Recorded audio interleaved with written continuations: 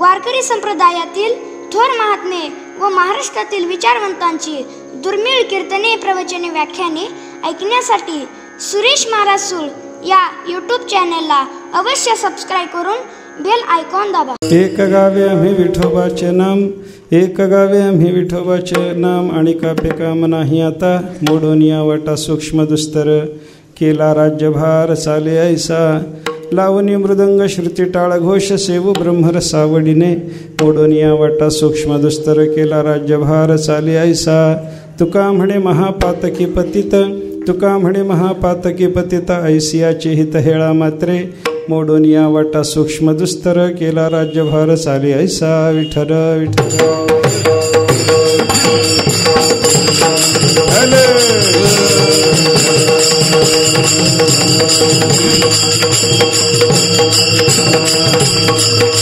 एक गावे आम्ही विठोबाचे नाम, एक गावे आम्ही विठोबाचे नाम, आणि कापे काम नाही आता.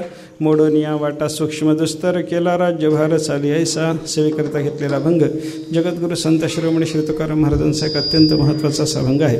या भंगातून तुकाराम महाराजांनी भगवंताच्या नामचिंतन नावाच्या साधनाच्या विषयीची आपल्या अंतःकरणातली एकविधता व्यक्त केलेली आहे. असं या भंगाचं चिंतन आपल्याला करता येईल. एक आम्ही विठोबाचं नाम गाणार असं महाराज सांगतात. इतर साधनाच्या ठिकाणी आमचा कामसुद्धा जात नाही, म्हणजे इच्छासुद्धा जात नाही. हे महाराजांचं पहिल्या चरणातलं चिंतन जर आपण लक्षात घेतलं तर महाराज अन्य साधन निरपेक्षतेनं परमात्म्याच्या नामगायनाच्या संबंधानं अंतःकरणामध्ये एकविध भाव आहे. ही गोष्ट आपल्याला या अभंगाच्या संदर्भात निश्चित करता येते. एकविधता निश्चित करणारा, नामसाधनाच्या विषयी, नामगायनाच्या विषयीची एकविधता निश्चित करणारा असा तुकाराम महाराजांचा हा अभंग आहे बरं का. साधनाच्या बाबतीमध्ये आणि साध्याच्या बाबतीत दोन्ही क्षेत्रामध्ये एकविधता असावी लागते. एकविधतेचं चिंतनच जर करायचं झालं तर संसार परमार्थ दोन्ही क्षेत्रात एकविधतेची गरज आहे. काहीतरी एकविधता असल्याच्याशिवाय संसारही होत नाही आणि एकविधता असल्याच्याशिवाय परमार्थही होत नाही. पत्नीनं पतीच्याविषयी एकविध भावानं असावं आणि पतीनं सुद्धा पत्नीच्याविषयी एकविध भावानं असावं तरच संसार व्यवस्थित रीतीनं होणार. अनेकविध भाव जर दोघांच्या अंतःकरणात निर्माण व्हायला तर वाटोळच आहे. विठ्ठल विठ्ठल.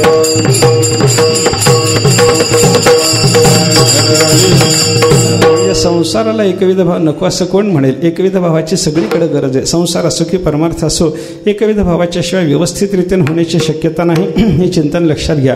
आणि मग संसारात किंवा परमार्थामध्ये एकविधता जी असते ना, या एकविधतेचं दोन्ही पद्धतीने चिंतन करता येतं. साध्याच्या संबंधानेही एकविधता पाहिजे आणि साधनाच्या संबंधानं सुद्धा मनुष्याच्या अंतःकरणामध्ये एकविध भाव असला पाहिजे बरं का.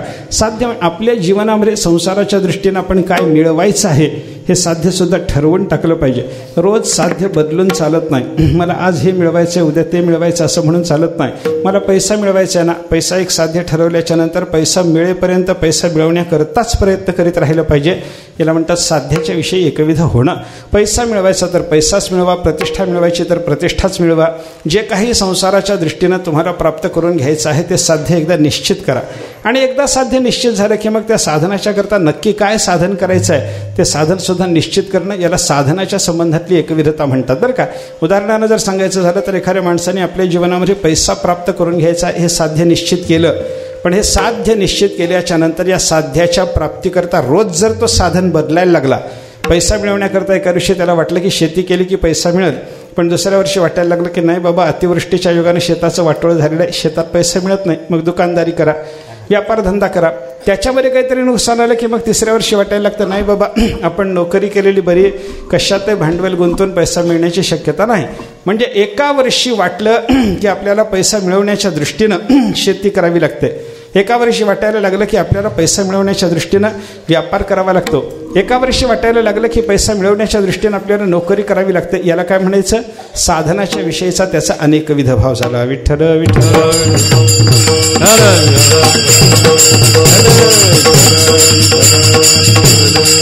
साध्य सुद्धा अनेकविध भावानं चालत नाही आणि साधन सुद्धा अनेकविध भावानं चालत नाही. संसारातही मिळवायचं ते साध्य ठरवून टाकलं पाहिजे आणि त्याच्याकरता मग साध्य निश्चित झाल्याच्या नंतर साधन काय करायचं याचा सुद्धा निश्चय मनुष्याचा झाला पाहिजे. हा संसारातला प्रकार झाला. परमार्थामध्ये चला, परमार्थामध्ये सुद्धा एकविध भाव आपल्या अंतःकरणामध्ये असला पाहिजे. परमार्थातही आपल्याला काय मिळवायचं आहे, आपण कोणत्या भूमिकेत आहोत आणि याच्या पुढच्या भूमिकेमध्ये जाण्याकरता आपल्याला काय करायचं नंतर ठरवायचं. आपली जी भूमिका आहे ती अगोदर लक्षात घ्यायची. ऐका, आणि जी भूमिका आपली आहे त्या भूमिकेतून पुढं जाणं हे आपलं साध्य मनुष्यानं निश्चित केलं पाहिजे. जो पामराच्या अवस्थेत आहे त्यानं विषयीच्या अवस्थेला साध्य म्हणलं पाहिजे. विषयीच्या अवस्थेत असणाऱ्या माणसानं जिज्ञासूच्या अवस्थेला साध्य म्हणलं पाहिजे. जिज्ञासूच्या अवस्थेमध्ये असलेल्या महात्म्यानं त्या साधकानं आपल्याला मुक्ताची अवस्था प्राप्त करून घेतली पाहिजे, हे साध्य डोळ्यासमोर धरलं पाहिजे.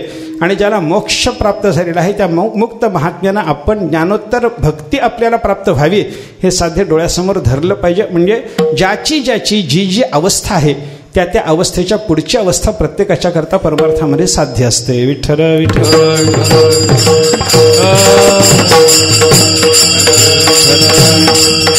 स्वैर विषयाचं प्रेम असणाऱ्या पामरांना आपण स्वैर विषय सोडला पाहिजे आणि आपण विहित विषयाच्या नादी लागलं पाहिजे हा विचार केलाच पाहिजे. विहित विषयाच्या नादी लागल्याच्या शिवाय त्याचा स्वैर विषयाचा विचार सुटणार नाही आणि स्वैर विषयाचार सुटल्याच्या शिवाय त्याची परमार्थातली थोडी प्रगती झाली असं आपल्याला म्हणता येणार नाही बरं का. मग विषयीची भूमिका प्राप्त झाल्याच्या नंतर मग त्यानं विचार केला पाहिजे स्वैर विषय जसा आपला सुटला तसा विहित विषय सुद्धा आपला सुटलाच पाहिजे. कारण स्वैर विषय जसा दुःखाला कारणीभूत आहे त्याप्रमाणे विहित विषय सुद्धा दुःखालाच कारणीभूत होणार आहे. स्वैर विषय अनंत दुःखाला कारणीभूत होणारा असला तरी विहित विषयाचा विचार करताना तो विहित विषय आपल्याला मर्यादित दुःख देईल, पण दुःख देईल एवढं मात्र नक्की आहे. विषयाचा स्वभावच दुःख देण्याचा आहे. विषय म्हणला की तो दुःख देणारच. स्वैर असला निषिद्ध विषयाच्या भोगामध्ये मनुष्याची प्रवृत्ती झालेली असली तर त्या निषिद्धतेसह विषयाचं दुःख म्हणजे तिथं दोन दुःख यायला लागले. विषयाचं दुःख तर आहेच आहे, पण निषिद्धाचाराचं पुन्हा त्याच्या जोडीला दुःख त्याच्या पदरी पडायला लागलं. म्हणजे निषिद्ध विषयाच्या नादी लागणाऱ्या पामराला प्राप्त होणारे जे दुःख आहे हे दुःख दुप्पट दुःख आहे. आणि विहित विषय भोगणारा जो आहे त्याला विहित भोगत असल्यामुळं विहितातून दुःख निर्माण होत नाही. म्हणून विहिताच्या योगानं प्राप्त होणारं दुःख नसलं तरी विषयाच्या संबंधानं त्याला दुःख प्राप्त व्हायला लागलं हे मात्र नक्कीच आहे. विठ्ठल विठ्ठल.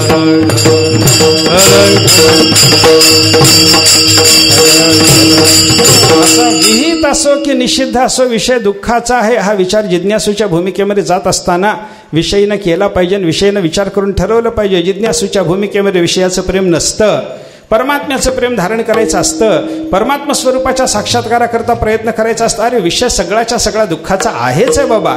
सगळा संसार दुःखाचा, सगळा विषयाचा पसारा दुःखाचा हे लक्षात घेऊन जिज्ञासूची भूमिका प्राप्त करून घेण्याकरता मनुष्यानं प्रयत्न करावा. म्हणजे विषयी असताना जिज्ञासूची भूमिका त्याच्यासमोर साध्य आहे. एकदा जिज्ञासूची भूमिका प्राप्त झाली, सगळे विषय दुःखाचे हे कळालं की आता त्याच्यानंतर त्यानं पुढं काय केलं पाहिजे. विषय दुःखाचा आहे तर सुखाचं काय आहे याचा विचार त्याच्या डोळ्यासमोर आला पाहिजे. आणि विषय दुःखाचा असल्यामुळे जसा त्यागलेला आहे तसं सुखाचं जे आहे ते मिळवण्याकरता त्यानं प्रयत्नशील झालं पाहिजे. विठ्ठल विठ्ठल.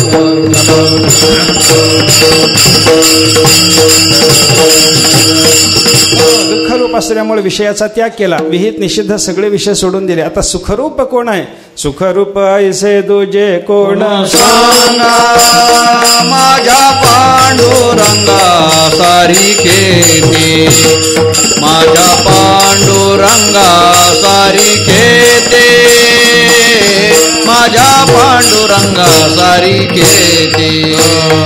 सुखरूप ऐसे कोण तुझे सांगा माझ्या पांडुरंगा सारिखे, माझ्या पांडुरंगा सारिखे रे, माझ्या पांडुरंगा सारिखे.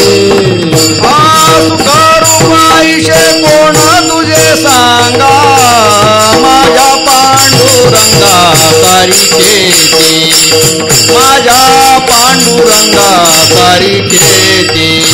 सुखरूप ऐसे कोण सांगा माझ्या पांडुरंगा सारिखे ते, माझ्या पांडुरंगा सारिखे ते.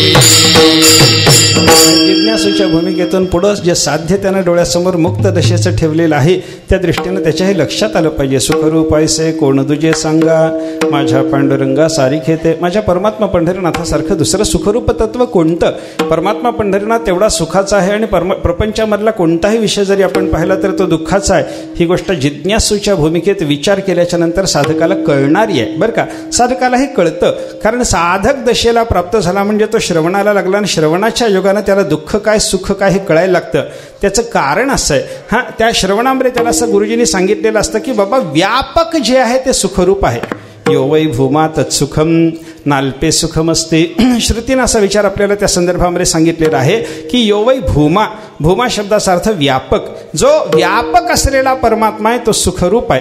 नाल्पे सुखमस्ते, अल्प म्हणजे जे परिच्छिन्न असतं, मर्यादित असतं, त्या मर्यादिताच्या ठिकाणी सुखसंबंध नाही असा विचार श्रुतीनं सांगितलेला आहे. मग परिच्छिन्न काय आहे आणि व्यापक काय आहे? व्यापकाच्या ठिकाणी सुखसंबंध आहे आणि परिच्छिन्नाच्या ठिकाणी जर दुःख संबंध आहे, तर परिच्छिन्न काय आणि व्यापक काय याचा विचार जेव्हा साधक करायला लागतो तेव्हा त्याला लक्षात येतं की व्यापक परमात्मा पंढरीनाथ आहे. आणि जगाचा कोणताही विषय आपण विचारात घ्या, जगातला कोणताही विषय आपण पहा, त्या विषयाच्या ठिकाणी परिच्छिन्नता आपल्याला पाहायला सापडते. शब्द, स्पर्श, रूप, रस, गंध, 5 जे विषय सांगितले, 5 विषय आहेत, याचाच अर्थ ते परिच्छिन्न आहेत. एक विषय म्हणजे दुसरा नाही, याचा अर्थ पहिल्यापासून दुसरा परिच्छिन्न व्हायला लागला. विठ्ठल विठ्ठल.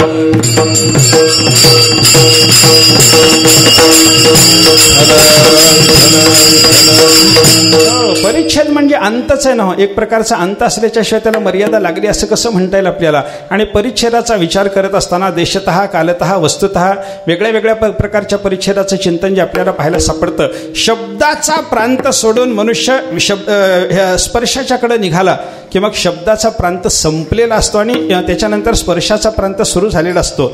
अर्थ काय झाला? शब्द विषयाचा प्रांत संपला म्हणजे शब्द विषय परिच्छिन्न झाला, मर्यादित झाला. स्पर्शाचा प्रांत संपला की स्पर्श विषय परिच्छिन्न झाला म्हणजे कोणताही विषय जगातला, इहलोकातला असो की परलोकातला असो, त्याच्या ठिकाणी कशा तरी पद्धतीनं आपल्याला परिच्छेदाचं चिंतन करता येतं. आणि परिच्छिन्न झाला, अल्प झाला. अल्प झाला की त्याच्या ठिकाणी नाल्पे सुखमस्ते. नियमश्रुतीनं आपल्याला सांगितलं की त्या परिच्छिन्नाच्या ठिकाणी सुखाचा संबंध नाही. मग सुख कोणाच्या ठिकाणी आहे? यो वै भूमा तत्सुखम, व्यापकाच्या ठिकाणी सुख आहे. व्यापक कोण आहे? परमात्मा पंढरीनाथाच्या शिवाय दुसरं कोणी व्यापक नाही असा विचार शास्त्राने आणि संतांनी आपल्याला सांगितलेला आहे. स भूमिं विश्वतो वृत्वा अत्यतिष्ठत दशांगुलम. श्रुती मातेनं त्या परमात्म्याचं वर्णन करताना सांगितलं, सगळ्या जगाला व्यापून तो परमात्मा अजून दशांगुल परिमाणानं उरलेलाच आहे म्हणे. विठ्ठल विठ्ठल.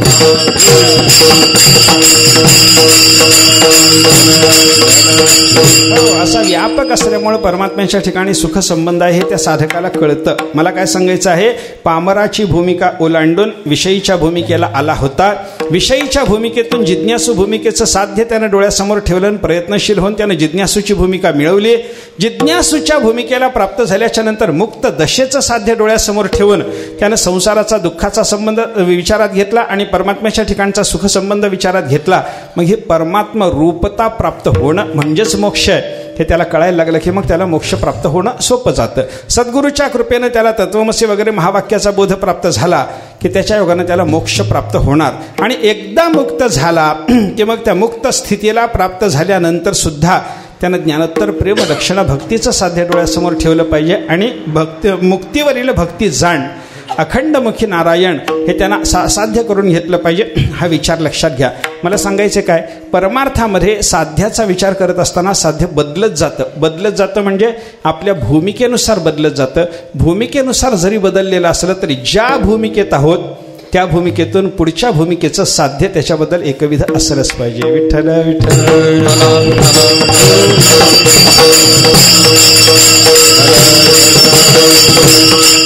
पामर असताना विचार केलाच पाहिजे, मला विषयी व्हायचंय म्हणजे विषयीच व्हायचंय, दुसरीकडे कुठं जायचं नाही.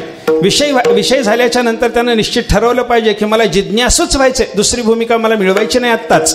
कारण त्याच्या पुढं त्याला जाता येतच नाही, त्याच्या पुढेही जाता येत नाही, त्याच्या मागं येणं योग्य ठरत नाही. म्हणून मागच्या भूमिकेला साध्य मानायचं नाही, पुढच्या भूमिकेला साध्य मानायचं.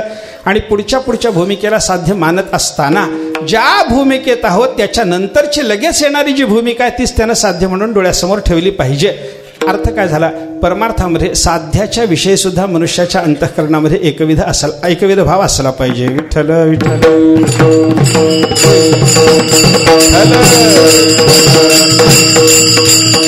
मग आपलं जे साध्य आहे ते साध्य प्राप्त करून घेण्याकरता आपल्याला साधन काय करायचं याचा विचार सुद्धा माणसाने निश्चित ठरवून टाकला पाहिजे. का ज्ञान मार्गाने जायचंय, कर्माच्या मार्गाने जायचं, योगाच्या वाटेनं जायचं का भक्तीच्या वाटेनं जायचं, त्यानं ठरवलं पाहिजे. ज्या वाटेनं जाण्यात आपलं साध्य आपल्याला प्राप्त होण्याची शक्यता हा एक विचार करावा. आणि या वाटेपेक्षा ही वाट या साध्यापर्यंत जाण्याच्या दृष्टीनंच ही दुसरी वाट सोपी आहे असं जर वाटलं तर त्या दुसऱ्या वाटेचं अवलंबन मनुष्यानं निश्चित करावं बरं का. म्हणजे काय, साध्य प्राप्तीकरता असलेलं साधन, निश्चित साधन तेही बघावं. आणि दोन साधनं जर विकल्पानं आपल्यासमोर येत असतील तर त्याच्यात सोपं आणि महत्त्वाचं साधन, वर्माचं साधन कोणतं आहे याचा विचार करून त्या साधनाच्या विषयी माणसानं एकविध झालं पाहिजे. परमार्थामध्ये सर्वांचं साध्य आहे परमात्मा. आपल्याला परमात्मा प्राप्त करून घ्यायचा आहे. मग हा परमात्मा साध्य करून घेण्याकरता, प्राप्त करून घेण्याकरता साधनाचा विचार करत असताना कोणतं साधन करावं हा विचार जेव्हा आपल्या डोळ्यासमोर येतो, तसं परमात्मा हे साध्य प्राप्त करून घेण्याकरता दुसरी साधनं जी आहेत की नाही, ज्ञान आणि भक्ती या दोन साधनाला सोडून बाकीची सगळी साधनं परंपरेनं साधनं आहेत. साक्षात साधनता ज्ञानाला आणि भक्तीलाच आहे, दुसऱ्या कोणत्या साधनाला साक्षात साधनता नाही. हा विचार लक्षात घ्या. कर्माच्या अनुष्ठानानं परमात्मा भेटेल, पण चित्तशुद्धीद्वारा भेटेल. निष्काम उपासना केली की परमात्मा भेटेल, पण चित्ताला स्थिरता प्राप्त करून तद्वारा भेटेल. अर्थ काय झाला, निष्काम कर्म आणि निष्काम उपासना ही साधनं परंपरा साधनं झाली, साक्षात साधनं नाही. साक्षात साधनता कोणाला, एक ज्ञानाला किंवा एक भक्तीलाच आहे. मग ज्ञान आणि भक्ती या दोन वाटापैकी कोणत्या वाटेनं आपल्याला देव प्राप्त करून घ्यायचं आहे हे साधन माणसाने निश्चित ठरवलं पाहिजे. विठ्ठल विठ्ठल.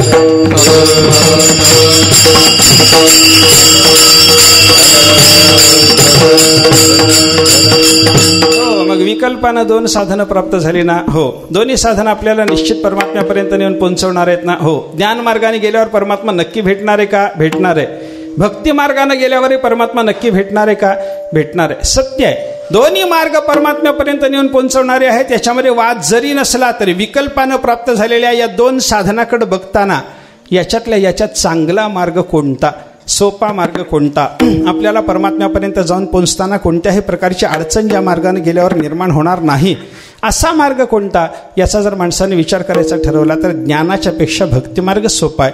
आणि तो भक्तिमार्ग धरून परमात्मा पंढरीनाथाचं नाम गाणं हेच साधन एकविध भावानं आम्ही आमच्या अंतःकरणामध्ये धरलेलं आहे. महाराज अभंगाच्या पहिल्या चरणातून, एक गावी आम्ही विठोबाचे नाम,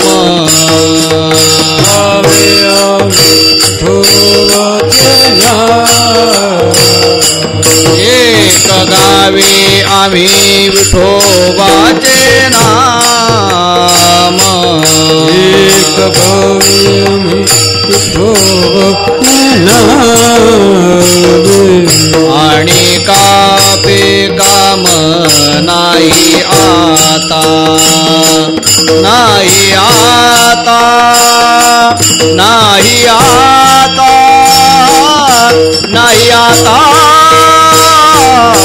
मोडून या वाटा सूक्ष्म दुस्तर, मोडून या वाटा सूक्ष्म दुस्तर, काचे कम नाही आधा, नाही आधा, नाही आता, म्हणून या वाटा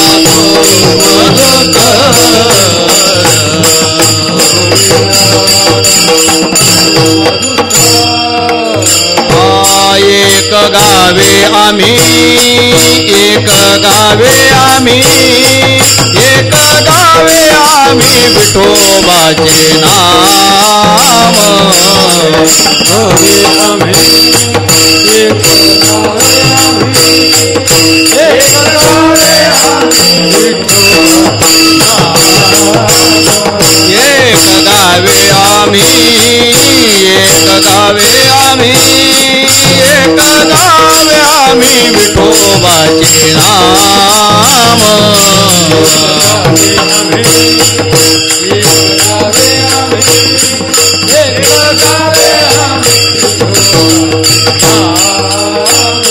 आणि कापे काम नाही आता, आणि कापे काम नाही आता,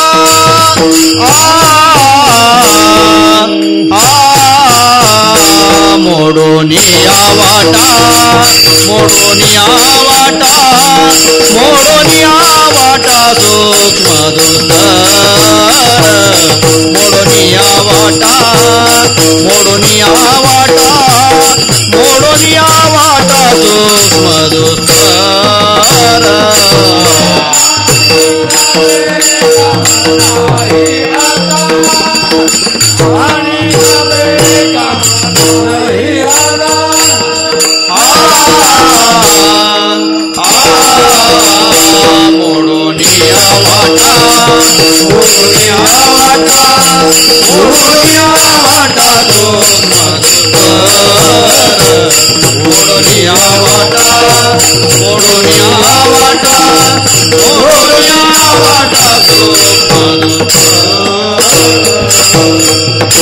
एक गावी आम्ही विठोबाचे नाम आणि कापे काम नाही. आता महाराजांनी या ठिकाणी सांगितलं की बाबा आमची या साधनाच्या विषयीची एक विरता आहे, इतर कोणतं साधन आम्ही करणार नाही. परमात्म्याची प्राप्ती हे साध्य आम्ही ठरवून टाकलं आणि या साध्याच्या दृष्टीनं आम्हाला दुसरं साधन करण्याची गरज वाटत नाही. इतर साधनाच्या ठिकाणी आमचं काम म्हणजे इच्छाही जात नाही.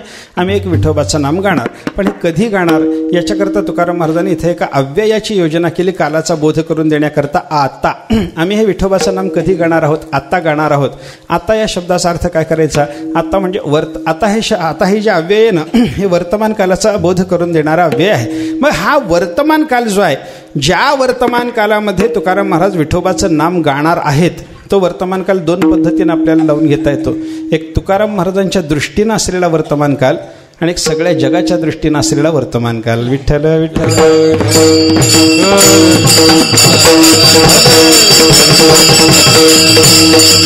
सगळ्या जगाच्या दृष्टीनं असलेला वर्तमान काल म्हणजे कलियुगाचा काल आणि तुकाराम महाराजांच्या दृष्टीनं असलेला वर्तमान काल म्हणजे जीवनमुक्ताचा काल. जीवनमुक्ताच्या कालामध्ये आम्ही विठोबाचं नाम गाणार. हे त्यांच्या दृष्टीनं आता शब्दाच्या अर्थाचं चिंतन आहे. आणि कलियुगाला प्रारंभ झाल्याच्या नंतर कलियुगातल्या लोकांना नाम साधनाशिवाय दुसरं साधन करता येत नाही, म्हणून त्यांना वळण लावण्याकरता आम्ही विठोबाचं नाम गाऊ. हा आता शब्दातून सांगितलेला सगळ्या जगाच्या करता असलेला वर्तमान काल आहे. विठ्ठल विठ्ठल.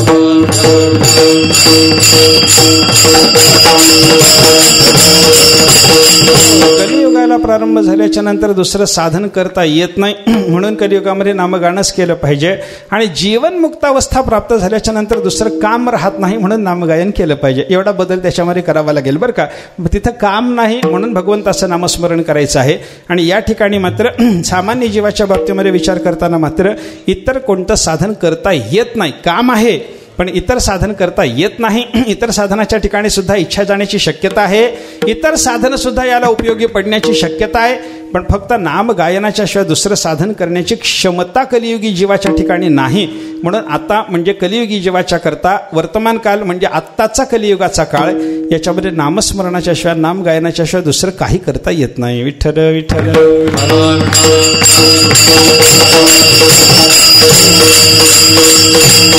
अन्य युगामध्ये परमात्म्याच्या साक्षात्काराकरता वेगळ्या वेगळ्या साधनाचा बोध शास्त्रकारांनी केलेला आहे. कृत त्रेता द्वापार कली.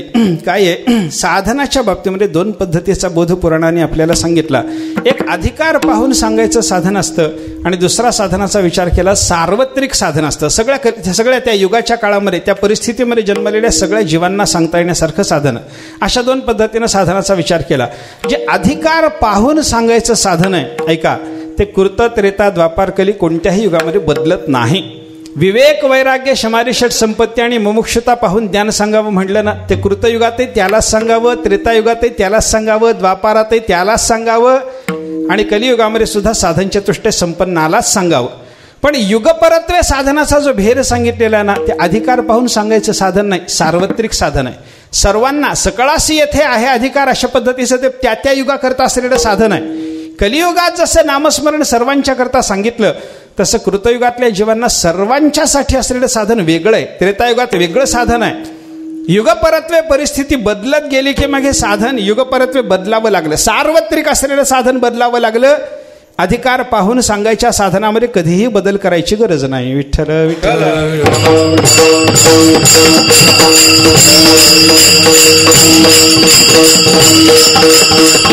हो, त्याच्याकरता मग युगपरत्वे साधनाचा विचार सांगत असताना असं सांगितले पा व्यासमहर्षींनी महाभारतामध्ये. कृतेय ध्यायतो विष्णुम त्रेतायाम यजतो मखैहि द्वापरे परिचर्यायाम कलौत हरी कीर्तनात. कृतयुगामध्ये परमात्म्याच्या साक्षात्काराकरता काय करावं लागत होतं सगळ्या लोकांना?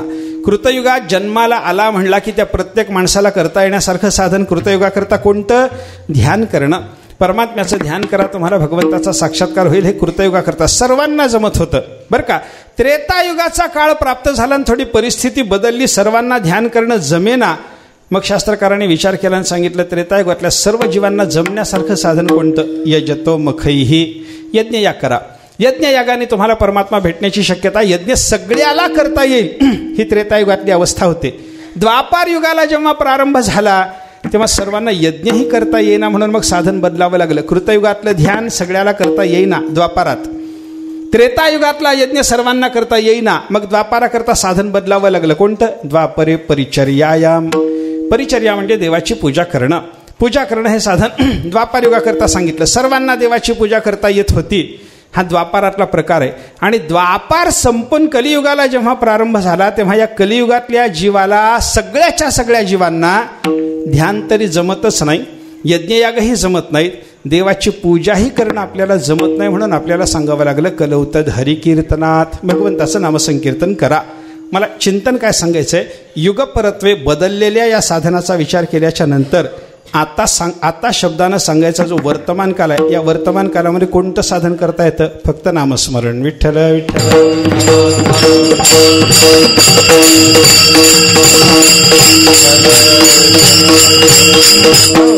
कृतयुगात सर्वांना ध्यान करता येत होतं, त्याचं कारण आहे ध्यान करायचं म्हणलं. आत्ता सध्या कलियुगामध्ये एखाद्या साधकाने अधिकार संपादन केला आणि ध्यान करायला लागला तर ध्यानाने परमात्मा भेटत नाही का?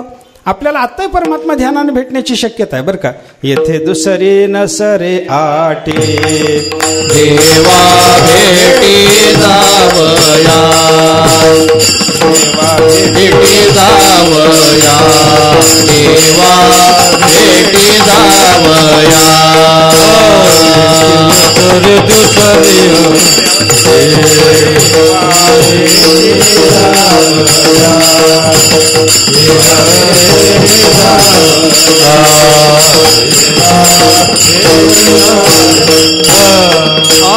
तोची द्यावा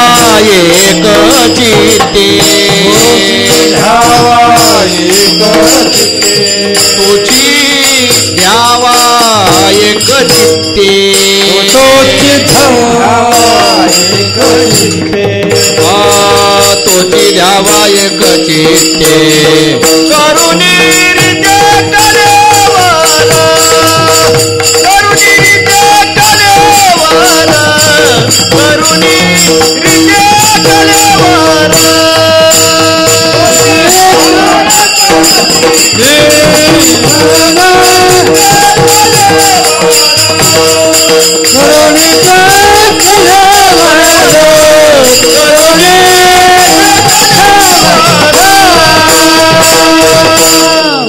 कृतयुगामध्ये परमात्मा भेटत होता हे जसं खरं आहे तसं कलियुगात एखाद्या साधकाने ध्यान केलं, व्यवस्थित त्याला ध्यान साधलं तर त्याला परमात्मा भेटणार नाही का? तुकाराम महाराज सांगतात कलियुगातल्या जीवाच्या करता तुकाराम महाराजांनी केलेल्या उपदेशामध्ये या ध्यानाचा निर्देश केला ना.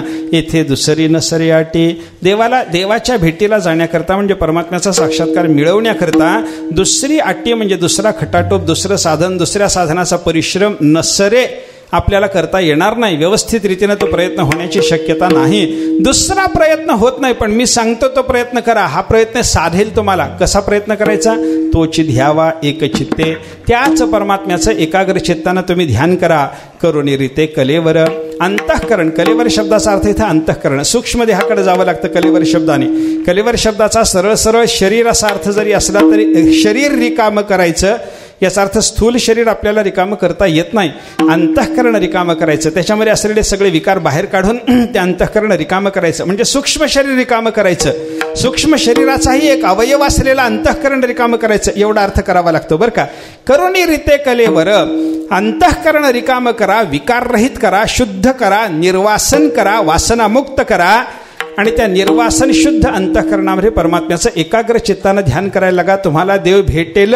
हा प्रयत्न तुमचा सफल होण्याची शक्यता आहे महाराज सांगतात. पण सगळ्याच्या करता सांगतात का?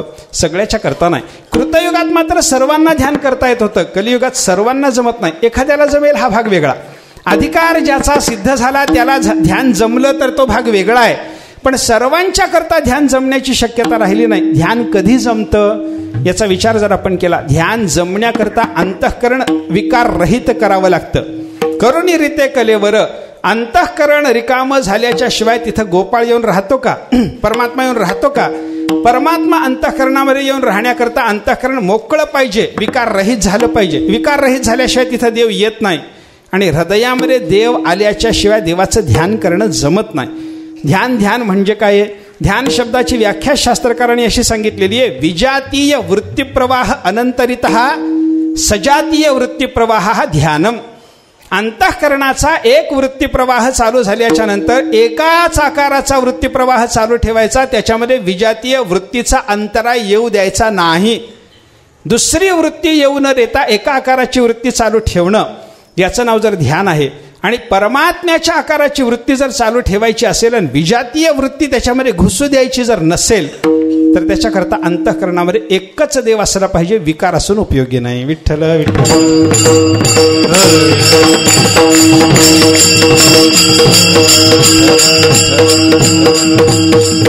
मग हे सर्वांना साधण्याची शक्यता कलियुगात आहे का? सर्वांना आपलं अंतःकरण निर्वासन करणं, निर्विकार करणं कलियुगामध्ये जमत नाही. कृतयुगातल्या लोकांना मात्र सर्वांना आपलं अंतःकरण निर्वासन करणं, निर्विकार करणं जमत होतं. असं चरित्र त्यांच्याबद्दल आपल्याला पाहायला सापडतं. उपनिषदातली एक कथा बघा ना, त्या अश्वपती राजाच्या संबंधातलं वर्णन बघा ना. अश्वपती राजाने आपल्या राज्याची व्यवस्था सांगितली. सगळ्या जगाचा मालक असलेला राजा, पण त्या अश्वपतीनं आपल्या राज्याची व्यवस्था सांगताना काय सांगितलं ते कथा आहे, त्याच्याबद्दल बरीचशी लांबलचक. काही ऋषीमुनींनी एकदा परमात्मा स्वरूपाचा विचार करायचा ठरवला. वैश्वानर अग्नीचं स्वरूप जाणून घ्यायचं ठरवलं. आणि वैश्वानर अग्नीचं स्वरूप जाणून घेताना त्या 5-6 ऋषीमुनींना एका ठराविक मर्यादेपर्यंत ते स्वरूप वैश्वानराचं जाणून घेता आलं. पुढं काही चिंतन करता येईना. त्यांनी मग विचार केला की बाबा आपल्यापेक्षा कोणीतरी अधिकारी गाठल्याच्या शिवाय आपल्याला पुढचं चिंतन प्राप्त होणार नाही. चला कुठं जायचं? सर्वांनी विचार केला, आपल्यापेक्षा मोठा असा महात्मा शोधून काढला पाहिजे. कोणाकडे जावं? विचार करता करता सर्वांच्या लक्षामध्ये नाव आलं, आपण उद्दालक ऋषींच्याकडे जाऊ म्हणे. सगळे उद्दालकाच्याकडे आले आणि उद्दालकाच्या आश्रमामध्ये हे सगळेजण येत असताना उद्दालकाने सर्वांच्याकडे एकदा पाहिलं आणि विचार केला, हे एवढे महात्मे 5-6 जण एकदम माझ्याकडे कशा करता येत असावेत बाबा? आज काही यांनी सर्वांनी माझ्याकडे यावं असं काही प्रयोजन नाही. कशासाठी येत असावेत? यांच्या मनात काय हेतू असावा? उद्दालकाने आश्रमात बसल्या बसल्या अंतर्दृष्टीनं त्यांच्या अंतर्मनाचं वाचन केलं आणि त्यांच्या मनातला हेतू जाणून घेतला. त्यांच्या मनामध्ये हेतू काय? हे वैश्वानराचं स्वरूप जाणून घेण्याकरता ठराविक मर्यादेच्या विचाराच्या नंतर पुढचा विचार जाणून घेण्याकरता माझ्याकडे आलेले आहेत. उद्दालकाने लक्षात घेतलं की हे माझ्याकडे आलेत खरे, पण यांना जेवढं कळालंय त्याच्यापेक्षा जास्त मलाही कळालेलं नाही. मला मोठं म्हणतात हे खरं, पण मला मोठे पण नाही. मग काय करा? आलेल्या महात्म्यांचं स्वागत करा. त्यांचं स्वागत केलं, त्यांना बसवलं, नमस्कार केला, सांगितलं म्हणजे महाराज तुम्ही आलात, गोष्ट खरी आहे, चांगलं झालं. माझ्या घरी तुमच्यासारख्या महात्म्याचं आगमन व्हावं, बरं झालं. पण तुम्ही ज्या हेतून आलात तो तुमचा हेतू सफल करण्याची क्षमता माझ्या ठिकाणी नाही. मी काही तुम्हाला वैश्वानराचं तुम्हाला कळालेलं जे स्वरूप आहे त्याच्या पुढचा विचार सांगू शकत नाही. मग काय करायचं? आपल्यापेक्षा अधिकारी महात्मा आपण सगळे मिळून शोधू. आता कोणाकडे जायचं? एक आपल्या देशाचा राजा म्हणे, सगळ्या जगाचा मालक असलेला अश्वपती त्याचं नाव आहे. त्या अश्वपती राजाकडे जाऊ. त्याला वैश्वानराचं स्वरूप यथावत कळालेलं आहे. अरण्यवासी असलेले हे सगळेच्या सगळे बाकीचे ऋषी म्हणायला लागले, अरे आपण तपस्वी आहोत, अरण्यात राहणारे आहोत, विचार करणारे आहोत, अनुष्ठान करणारे आहोत. आपल्याला जे वैश्वानराचं स्वरूप कळालेलं नाही ते भोगात राहणाऱ्या राजाला काय कळेल? उद्दालकाने सांगितलं तसं म्हणू नका. तो राजा जरी असला तरी तत्व विचारक आहे. अंतःकरणाला त्याच्या पूर्ण वैराग्य आहे. शुद्ध राजा आहे. त्याला भोगामध्ये असला तरी भोगाचं वैराग्य असल्यामुळे त्याच्या ठिकाणी ज्ञान असण्याची शक्यता नक्की आहे. आणि त्याला ज्ञान असल्याचं मला ठाऊक आहे. आपण त्या राजाच्याकडे जाऊ. वैश्वानराचं स्वरूप जाणून घेण्याकरता म्हणून सगळे ऋषी आले त्या अश्वपती राजाच्याकडे. राजाने बघितलं महात्मे आलेत आपल्या घरी, 6 महात्मे एकदम आलेले. एक महात्मा भेटणं अवघड आहे. इथं तर संताची मांदियाळी आली आपल्या घरी. आनंद वाटला राजाला. राजाने समोर जाऊन सर्वांचं स्वागत केलं. सर्वांना एक सोन्याचं आसन मांडलं, सर्वांना बसवलं, नमस्कार केला, त्यांची सगळ्याची पूजा केली. आणि पूजा करून राजा म्हणायला लागला, तुम्हाला काहीतरी समर्पण करतो म्हणे. सोन्याचं ताट घेतलं, त्याच्यात हिरे माणकं भरली. राजाने त्यांच्या समोर आणून ठेवलं, नमस्कार केला. प्रत्येकाच्या समोर एक हिऱ्या माणकाने भरलेलं ताट ठेवून राजाने सांगितलं, एवढं तुम्हाला मी समर्पण केलं, स्वीकार करा म्हणे. स्वीकार करा, स्वीकार करा. महात्मे त्या द्रव्याच्याकडे बघायला तयार नाहीत. तेव्हा राजाला असं वाटलं की बाबा हे महात्मे हे द्रव्य का घेत नाहीत? मी द्रव्य देतो पण हे घेत नाहीत. त्या द्रव्याकडे पाहायला सुद्धा तयार नाहीत. का घेत नाहीत? दुसरे काही कारण असू शकतं का? असू शकतं म्हणे. काय कारण असू शकतं? आपल्या व्यवहारातलं कारण बघा की एखाद्या वेळेला काय होतं, आपल्याकडे सप्ताहात कीर्तना एखादा महाराज बोलावलेला असतो, तो येतो. आल्याच्या नंतर त्या महाराजाला आपण पाकिट जर दिलं, पाकिटाला बोट लावल्याबरोबर महाराज नको म्हणतो. बोट लावतो आधी, पण बोट लावल्याबरोबर नको म्हणतो. का? पाकिट जाड दिसलं नाही की मग नको म्हणतो. म्हणजे आपल्या योग्यतेपेक्षा याच्या दक्षिणा कमी आहे अशी भावना झाल्याच्या नंतर महाराज जसं पाकिट नाकारतो, त्याप्रमाणे अश्वपती राजाने विचार केला की बाबा या महात्म्यांना आपण ताट हिरेमाणकं समर्पण केलेली आहेत खरी, पण हे सगळं द्रव्य यांच्या योग्यतेच्या मानानं यांना कमी वाटत असावं, म्हणून हे महात्मे घेत नसावेत. मग काय करा, अजून आणून द्या म्हणे. आपल्या सेवकांना सांगितलं अजून द्रव्य आणून समर्पण करा. त्याने तेही घेतलं नाही. मग राजाने त्या सर्व महात्म्यांना सांगितलं तुमची एका स्वतंत्र महालात निवासाची व्यवस्था करतो, जाऊन थांबा आजचा दिवस.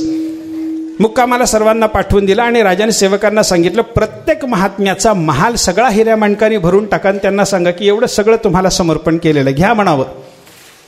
सगळं द्रव्य महालात भरलेलं राजाने सांगितलं. सेवकाने जाऊन या महात्म्यांना सांगितलं म्हणे महाराज हे एवढं सगळं तुम्हाला समर्पण आहे, स्वीकारायला आमच्या राजेसाहेबांनी सांगितलेलं आहे. महात्म्यांनी काही ते घेतलं नाही. दुसऱ्या दिवशी राजाने दरबारात बोलावलं, विचारलं म्हणे महात्मन मी तुम्हाला एवढंच समर्पण करतोय, तुम्ही का घेत नाही? या द्रव्यामध्ये माझ्या तुम्हाला कमीपणा जाणवला असं म्हणावं. कमीपणा नाही म्हणले. मी एक ताट दिलं घेतलं नाही, दुसरं दिलं तेही घेतलं नाही, महाल भरून दिला, याच्यापेक्षा अजून काय द्यायचं? आता दुसरं एक काम करा म्हणे, मी लवकरच एक यज्ञ करणार आहे आणि या यज्ञामध्ये माझ्या यज्ञात येणाऱ्या ब्राह्मणांना मी एवढं द्रव्य देणार आहे, एवढे अलंकार देणार आहे की ते अलंकार धारण केल्याच्या नंतर यज्ञात आलेला देव आणि यज्ञामध्ये आलेला ब्राह्मण यांच्यातला भेद कळू नये. तुम्ही जर मुक्कामाला माझ्याकडे थांबलात तर त्या प्रत्येक ब्राह्मणाला जेवढे अलंकार देणार आहे तेवढे तुम्हाला देतो. घ्यायची तयारी आहे? नाही म्हणे आम्हाला द्रव्य नको. द्रव्य नको म्हणल्याच्या नंतर महात्म्यांच्या संबंधानं राजा विचार करायला लागला. यांना जे देतो म्हणतोय मी, ऐका, ते एवढं विपुल देऊनही हे घेत नाही. त्याचा अर्थ यांच्या अंतःकरणामध्ये या द्रव्याच्या संबंधानं न्यूनतेची भावना नाही, कमी पडलं नाही यांना. मग वेगळा विचार असावा. काय? राजाचं द्रव्य म्हणजे दूषित द्रव्य आहे. कारण राजाच्या कोशामध्ये जमा झालेलं द्रव्य कोणाचं असतं? ज्याला कोणी वारस नाही, जमा करा कोशामध्ये. वेश्येचं धन असलं जमा करा कोशामध्ये, वेश्या मेल्याच्या नंतर राजाच्या कोशामध्ये जमा करा. चोराने चोरीचं द्रव्य आणलं आणि कोणी त्याच्यावर सत्ता सांगायला आला नाही, जमा करा राजाच्या कोशामध्ये. असला प्रकार राजाच्या द्रव्याचा असतो. आणि असं दूषित द्रव्य असेल तर ते आपण घेऊ नये या भावनेनं कदाचित हे महात्मे घेत नसावेत. म्हणून अश्वपती राजाने त्यांना सांगितलं म्हणे महाराज माझ्या द्रव्याच्या ठिकाणी दोष मानू नका. का? माझं राज्य कसं आहे तो सांगतो. माझा मुद्दा इथं आहे. अश्वपती राजा कृतयुगातला आहे, सगळ्या जगाचा राजा आहे आणि सगळ्या जगात त्यानं सांभाळलेल्या शासनाच्या बद्दल त्यानं जे सांगितलं ते चिंतन ऐका. म्हणजे सगळ्याचं मन किती शुद्ध आहे कृतयुगातल्या त्या लोकांचं हे लक्षात येईल आपल्याला. न मेस्ते नव जनपदे न कदर्यो न मद्यपहा ना नाहिता अग्निर ना विद्वान न स्वैरी स्वैरिणी कुतहा. राजाने आपल्या राज्याची व्यवस्था सांगताना सांगितलं मी सगळ्या जगाचा मालक आहे, माझ्या राज्यामध्ये एकही चोर नाही. काय सांगितलं अश्वपती राजाने? माझ्या राज्यात एकही चोर नाही. आजच्या राजाला जाऊन विचारा तुझ्या राज्याची काय व्यवस्था? तो म्हणतो माझ्या राज्यात माझ्यापासून सगळे चोर. न मेस्ते न जनपदे न कदर्यहा, माझ्या राज्यामध्ये कोणी कुरपण मनुष्य नाही. न मद्यपहा, कोणी मद्यपान करणारा नाही. न अनाहिताग्नी, अग्निहोत्र घेण्याचा अधिकार आहे ना अग्निहोत्र स्वीकारलं नाही असा एकही मनुष्य माझ्या राज्यात नाही. न स्वैरी, स्वैराचार करणारा पुरुष एकही माझ्या राज्यामध्ये नाही. स्वैरिणी कुतहा, मग स्वैराचार करणारा पुरुषच जर नसेल तर माझ्या राज्यामध्ये स्वैराचार करणारी स्त्री आहे असं कसं म्हणता येईल? काही नाही. आणि ही सगळ्या जगाची व्यवस्था जर अश्वपतीनं कृतयुगात सांभाळलेली असेल तर मला सांगा सर्वांचं अंतःकरण कृतयुगात शुद्ध होतं की नाही?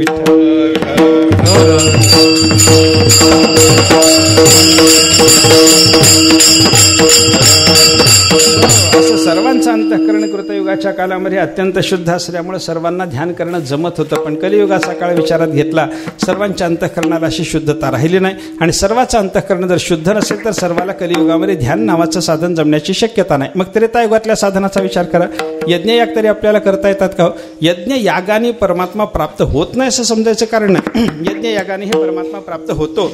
वचन संतांची आपल्याला या संदर्भामध्ये पाहायची झाली तर यज्ञानेही देव भेटतो अशी वचन संतांनी सांगितलेली आहेत. वनवास देवा कारणे एकांत करावी ही व्रते तपे याग. देवाच्या भेटी करता म्हणून काय काय करता येतं? वनवास स्वीकारा, एकांतवास सेवन करा, त्याच्यानंतर तपश्चर्या करा, व्रतवैकल्य करा, यज्ञयाग करा. ही सगळी साधनं देवाची भेट घडवणारी आहेत महाराजांनी आपल्याला सांगितलं. म्हणजे कलियुगात सुद्धा एखाद्या मनुष्यानं यज्ञयाग करायचा ठरवला व्यवस्थित रीतीनं, ती ज्या मर्यादेत यज्ञ करायला कलियुगाला शास्त्रांनी परवानगी दिली तेवढ्या मर्यादेमध्ये आपल्याला आजही यज्ञ करणं शक्य आहे. आणि यज्ञाने परमात्मा प्राप्त करून घेणं एखाद्याला जरी शक्य असलं तरी सर्व लोकांना हा यज्ञ कलियुगामध्ये करता येत नाही. म्हणून यज्ञाने कलियुगात सर्वांना परमात्मा भेटण्याची व्यवस्था नाही. द्वापाराचं साधन बघा, द्वापार युगामध्ये सर्वांना पूजा करायला सांगितली होती. कलियुगामध्ये पूजेनं परमात्मा भेटतो की नाही? हो, पूजेनं परमात्मा भेटतो. आपण जर व्यवस्थित रीतीनं भगवंताची पूजा केली तर कलियुगात पूजेनं देव भेटतो. आणि पूजेनं देव भेटत असल्यामुळे तुकाराम महाराजांनी पूजा करायला आपल्याला सांगितलेली की नाही? चिंतने एकांतवासी गंगा स्नाने देवाचे पूजने प्रदक्षिणा तुळशीच्या चिंतने एकांतवासी गंगा देवाचा पूजने प्रदक्षिणा तुळशीच्या काळ सारावा चिंतने एकांतवासी गंगा स्नाने देवाचे पूजने प्रदक्षिणा तुळशीच्या एकांतवासी गंगा स्नाने देवाचे पूजने प्रदक्षिणा तुळशीच्या. परमात्मा प्राप्तीकरता प्रयत्नशील असलेल्या साधकांनी आपल्या जीवनाचा काळ कसा घालवावा? तुकाराम महाराजांनी कलियुगातल्या साधकांना हे सांगितलं की नाही? काळ सारावा चिंतने, देवाचं चिंतन करत करत काळ घालवा. एकांतवासात काळ घालवा. गंगा स्नाने, गंगेसारख्या पवित्र तीर्थजलाचं स्नान करत करत आपला कालक्षेप करा.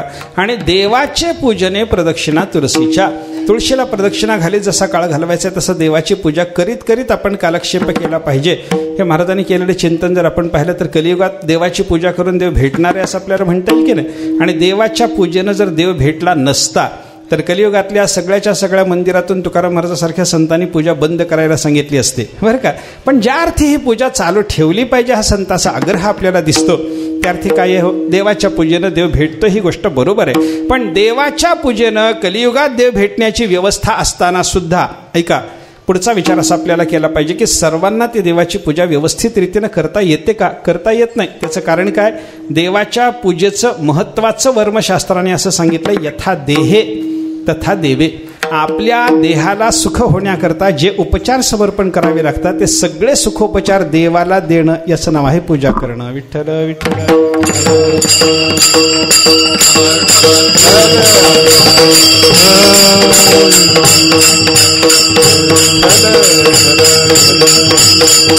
सगळे सुखोपचार आपल्या शरीराला जे जे लागतं ते सगळं देवाला देणं याचं नाव आहे पूजा करणं, बरं का.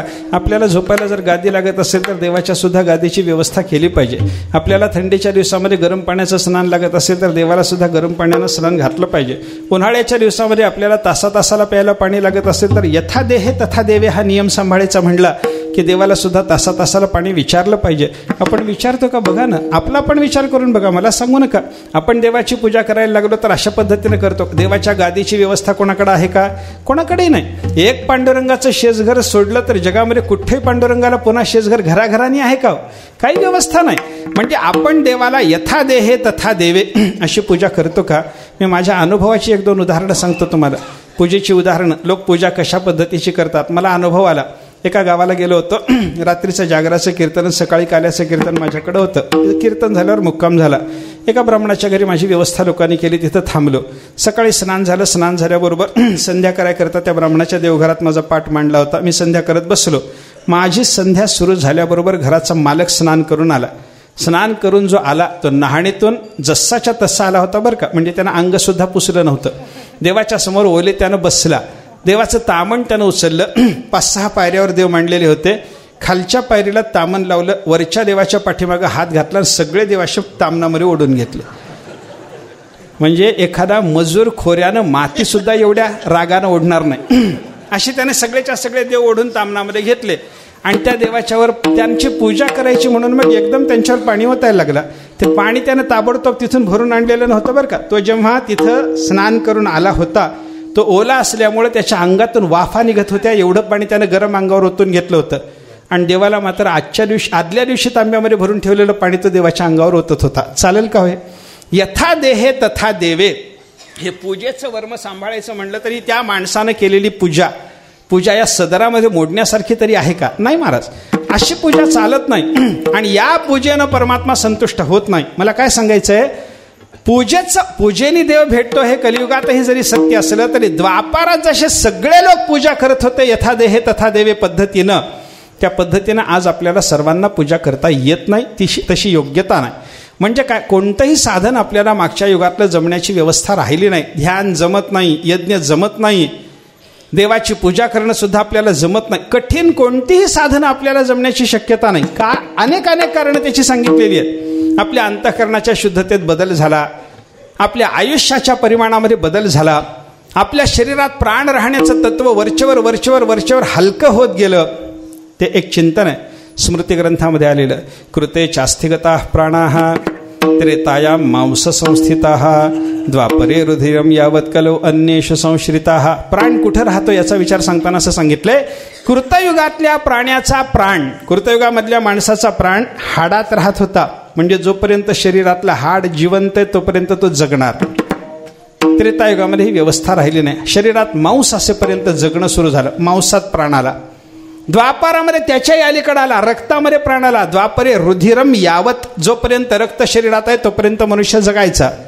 आणि कलियुगाला प्रारंभ झाल्याच्या नंतर रक्तातूनही प्राण निघाला आणि अन्नात येऊन बसला. म्हणून पोटात अन्न असेपर्यंतच मनुष्य जिवंत राहतो. विठ्ठल विठ्ठल.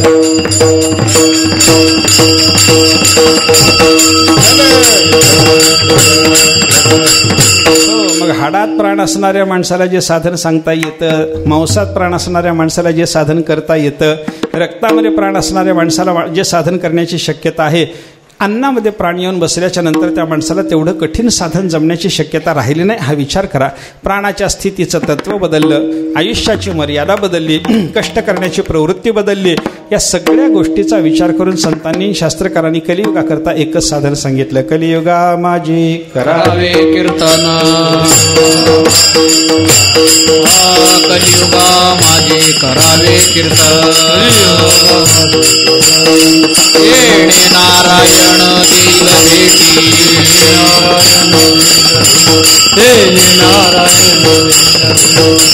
कलियुगा माझी करावे कीर्तन. येणे नारायण दिल भेटी, येणे नारायण दिल भेटी. कलियुगा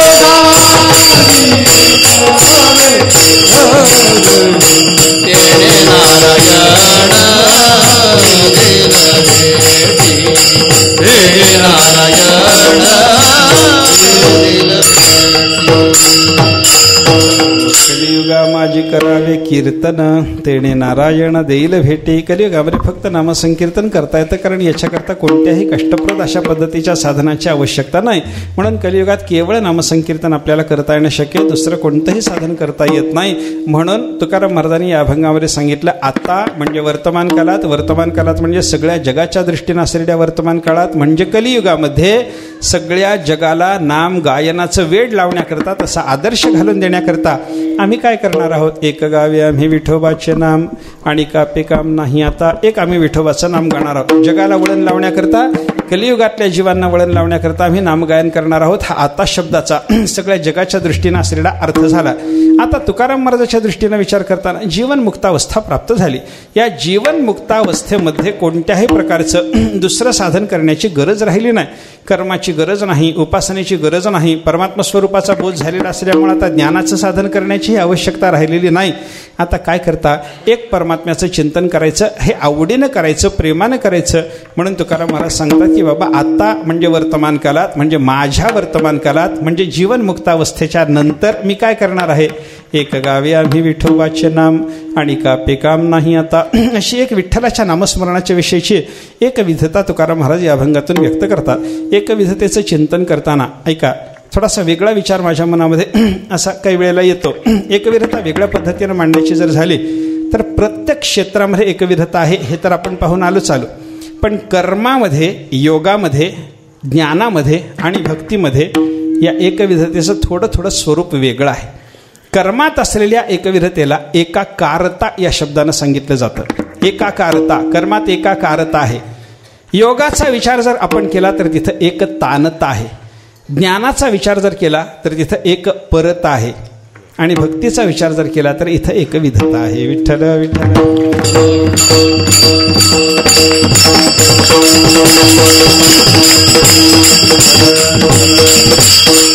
कर्मामध्ये एकाकारता असते. एकाकारता असते याचा अर्थ काय? कर्म करत असताना आपल्याला ज्या देवाला उद्देशून आपण कर्म करायला लागलो त्या देवाच्या स्वरूपाला प्राप्त होण्याच्या दृष्टीने शास्त्राने न्यास करायला सांगितलेत बरं का. आपण कर्म करायला बसलो, यज्ञ करायचा आहे, इंद्राला उद्देशून यज्ञ करायचा आहे, महादेवाला उद्देशून पूजा करायची आहे, भगवान महाविष्णूला, पांडुरंगाला उद्देशून अभिषेक आपल्याला करायचा आहे. जे कर्म करायला आपण बसलो आहोत ते कर्म करताना आपली योग्यता ते कर्म करण्याच्या दृष्टीनं ठरावी, सिद्ध व्हावी, याच्याकरता आपल्या शरीराच्या ठिकाणी काही न्यास करायला शास्त्र सांगतं. कर्मशास्त्र सांगतं न्यास करा. न्यास शब्दाचा अर्थ काय? न्यास म्हणजे ठेवणेच. न्यास म्हणजे ठेवणे. हे न्यास करणं म्हणजे ठेवणं. हे काय ठेवायचं असतं तर एका देवाचं त्या देवाचं एक नाव घेऊन, ज्या देवाची आपण साधना करायला बसलेले आहोत त्या देवाचं एक नाव घेऊन त्या देवानी माझ्या या अवयवाच्या ठिकाणी स्थानापन्न व्हावं.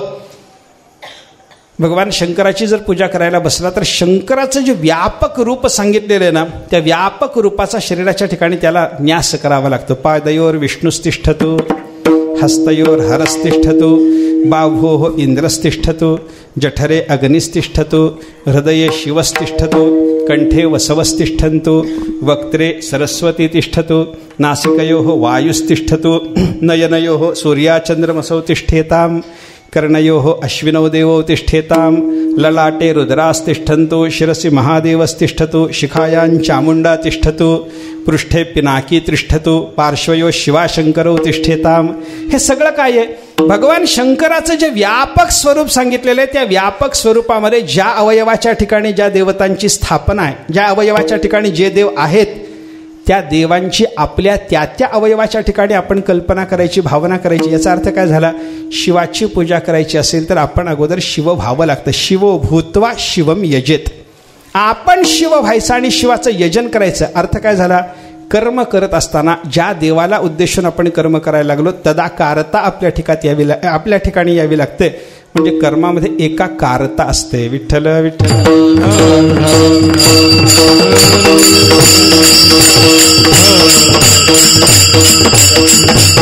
योगशास्त्राचा विचार केला तर योगशास्त्रामध्ये एकाकारतेची गरज जरी नसली तरी एकतानता. ध्यान करायचं म्हणजे एकतान झालं पाहिजे. निवात दीपवच्चित्तम समाधीरभिधीयते. समाधी, ध्यान या अवस्था सांगत असताना शास्त्रकारांनी काय सांगितलं? निर्वात दीप जसा असावा, वारा नसलेल्या जागी ठेवलेला दिवा जसा शांत, त्याची दीपज्योती जशी शांत असावी, तसं अंतःकरण एकाग्र झालेलं असणं, एकतान असणं. हे अंतःकरणाचं एकतानत्व सांगताना उपनिषदाने फार छान कल्पना करून आपल्याला सांगितलेलं आहे बरं का. एक लक्षवेध करण्याच्या दृष्टीनं जसा बाण सोडला जातो की नाही तशा पद्धतीनं आपल्याला बाण सोडून परमात्म्याशी एकरूप व्हायला सांगितलंय. इथं काय काय चिंतन, फार रूपकाने फार छान चिंतन सांगितलंय. आपल्याला एक धनुष्य घ्यायला सांगितलंय. हे धनुष्य कोणतं? प्रणवो धनुः शरो हि आत्मा ब्रह्मतल्लक्ष्यमुच्यते. आपल्यासमोर लक्ष्य कोणतं? परब्रह्म हेच लक्ष्य आहे. त्या परब्रह्म नावाच्या लक्ष्याला माराय करता आपल्याकडे एक बाण आहे. कोणता? आत्मा, अंतःकरण. अंतःकरण हा बाण घ्या, तो ओंकार नावाच्या धनुष्यावर योजा आणि ब्रह्माला लक्ष्य करून त्या ब्रह्माला मारत असताना अप्रमत्तेन वेद्धव्यम. अंतःकरण विचलित न होऊ देता, कोणताही प्रमाद, कोणतीही चूक न होऊ देता त्या ब्रह्माला तो अंतःकरण नावाचा बाण मारा. आणि बाण मारल्याच्या नंतर शरवत तन्मयो भवेत. बाण जसा लक्ष्याला लागल्याच्या नंतर लक्षात घुसून बसतो, जडून बसतो, तसं अंतःकरण ओंकार नावाच्या धनुष्यावर योजून हा अंतःकरणाचा बाण ब्रह्म नावाच्या लक्षात खुपसल्याच्या नंतर तो तिथं जडून बसला पाहिजे. विठ्ठल विठ्ठल.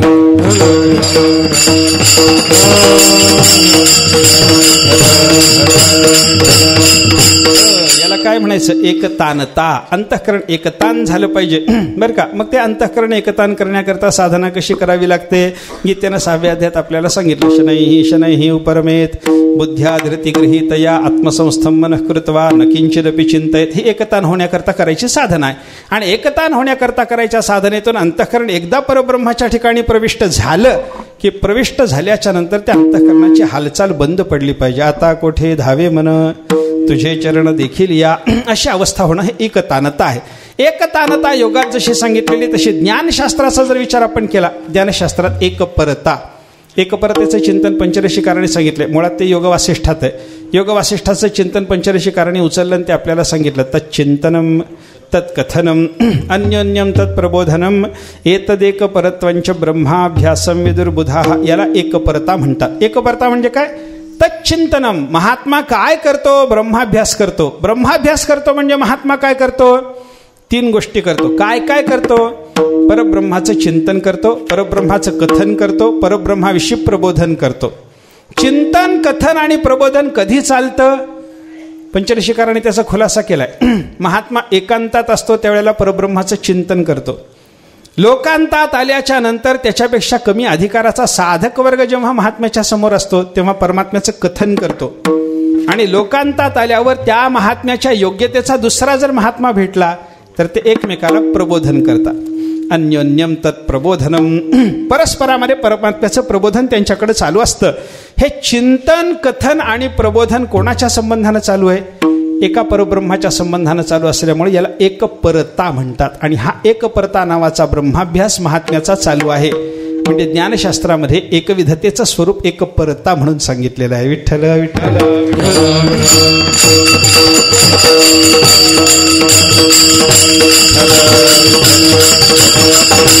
ही एकपरता साधण्याकरता काय काय करावं लागतं? गीतेने त्याचाही आपल्याला विचार सांगितलेला आहे. तद्बुद्धयः तदात्मानाः तन्निष्ठाः तत्परायणाः.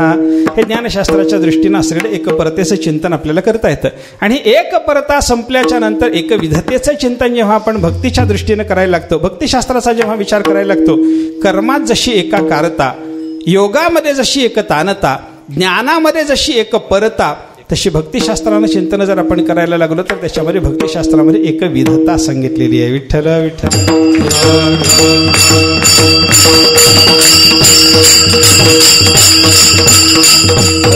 एकपरता हे एकविधता कशी असते? गीतेतून जर आपण एकविधतेचा अभ्यास करायचा ठरवला तर मच्चित्ताः मद्गत प्राणाः बोधयन्तः परस्परम, ही एकविधता आहे बरं का. काय आहे? तद्बुद्धयः तदात्मानः हे चिंतन. तद्बुद्धयः तदात्मानः. राहू दे बाबा, ते काही काढू नका, राहू दे तेच. तद्बुद्धयः तदात्मानः हे चिंतन बघा. आणि मच्चित्ताः मद्गत प्राणाः हे चिंतन बघा. दोन्ही ठिकाणी सांगितलेलं जे तसं एकसारखं जरी दिसत असलं तरी तत्शब्दानं परमात्म्याच्या संबंधातली वर्णन आलं की ज्ञानशास्त्र सुरू होतं. आणि अस्मत् शब्दांनी परमात्म्याच्या संबंधातला बोध करणं सुरू झालं की तिथं भक्तिशास्त्र येतं. विठ्ठल विठ्ठल.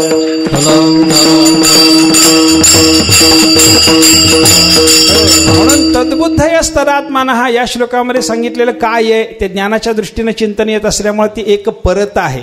आणि मच्चित्ताः मद्गत प्राणः इथं काय आहे? अस्मत् शब्दाने सांगितलं गेलेलं असलेलं असं परमात्म तत्व असल्यामुळं ही भक्तीची साधना म्हणजे ही एकविधता आहे. हा थोडासा बारकावा त्याच्यामध्ये आपल्याला लक्षात घेतला पाहिजे. अशी एकाकारता, एकतानता, एकपरता आणि एकविधता या 4 गोष्टीचा विचार जो आपल्याला करता येतो तो भक्तीच्या दृष्टीनं एकविधतेचा विचार कसा आहे? महाराजांनी इथं आपल्याला सांगितला. एक गावे आम्ही विठोबाचे नाम आणि का पेकाम नाही आता. आणि एक परमात्मा पंढरीनाथाचं नाम आम्ही जसे गाणार आहोत तसे सगळ्या जगाला गायला लावणार आहोत. तेव्हा जगाला सगळ्याच्या सगळ्या नामस्मरणाच्या वाटेनं नेण्याकरता हा नामस्मरणाचा महामार्ग आम्ही निर्माण केला. महाराज दुसऱ्या चरणातून. मोडोनिया वाटा सूक्ष्म दुस्तर केला राज्य भारताले ऐसा, केला राज्य भारताले ऐसा, केला राज्य भारताले ऐसा.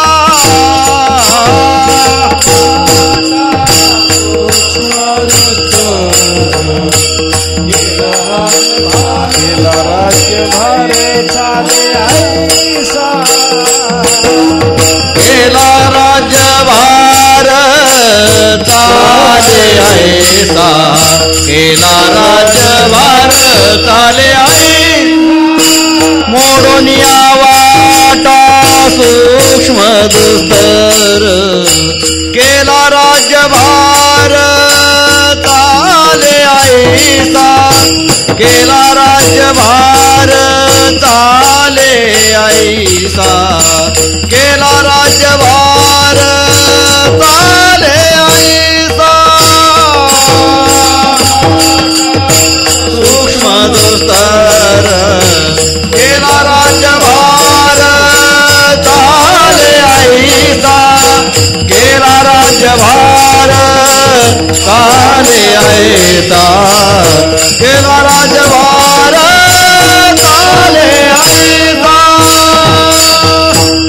मोडून या वाटा सूक्ष्म दुस्तर केला राज्यभार चाले ऐसा. सगळ्या राज्यभाराला घेऊन जाता येईल अशा पद्धतीचा, चालून जाता येईल राज्यभार सगळा घेऊन अशा पद्धतीचा नामस्मरणाचा प्रशस्त मार्ग निर्माण करायचा होता. म्हणून आम्ही काय केला, तो मार्ग कसा निर्माण केला, मोडून या वाटा सूक्ष्म दुस्तर, सूक्ष्म दुस्तर वाटा मोडून आम्ही हा मार्ग निर्माण केलेला आहे असं महाराजांनी या ठिकाणी चिंतन केलं. तेव्हा या सूक्ष्म वाटा कोणत्या, दुस्तर वाटा म्हणून कोणत्या वाटाचा निर्देश घेणं आपल्याला शक्य आहे. आणि त्याच्यानंतर या सगळ्याच्या सगळ्या शास्त्रबोधित जर वाटा असतील तर तुकाराम महाराज या वाटा मोडतील का, मग मोडणं म्हणजे काय, या 2-3 गोष्टीचा थोडासा विचार करायचा. एकदा प्रेमाने भजन करा. विठोबार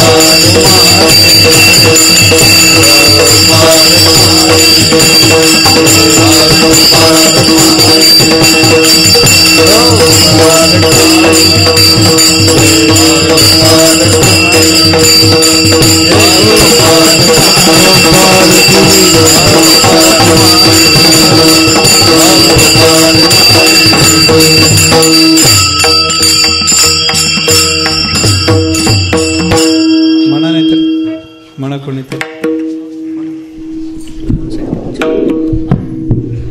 एक गावे आम्ही विठोबाचे नाम, एक गावे आम्ही विठोबाचे नाम, एक गावे आम्ही विठोबाचे नाम, एक गावे आम्ही विठोबाचे नाम, एक गावे आम्ही विठोबाचे नाम, एक गावे आम्ही विठोबाचे नाम, एक गावे आम्ही विठोबाचे नाम, एक गावे आम्ही विठोबाचे नाम. आणि कापे काम नाही आता, आणि कापे काम नाही आता, मोडून या वाटा सूक्ष्म मोडून या वाटा सूक्ष्म दुस्तर. आणि कापे काम नाही आता, आणि कापे काम नाही आता, मोडून या वाटा सूक्ष्म दुस्तर, मोडून या वाटा सूक्ष्म दुस्तर.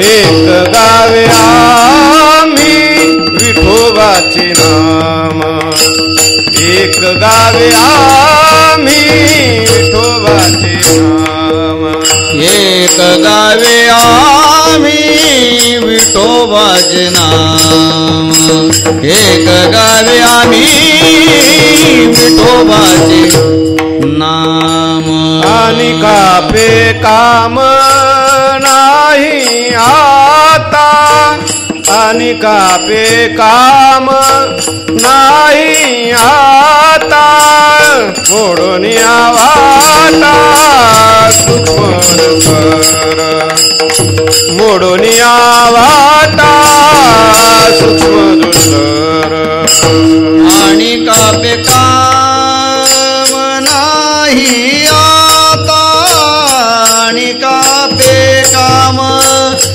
नाही आता मोडून वाटा सूक्ष्मदुस्तर मोडून वाटा सूक्ष्मदुस्तर केला राजभार चाले ऐसा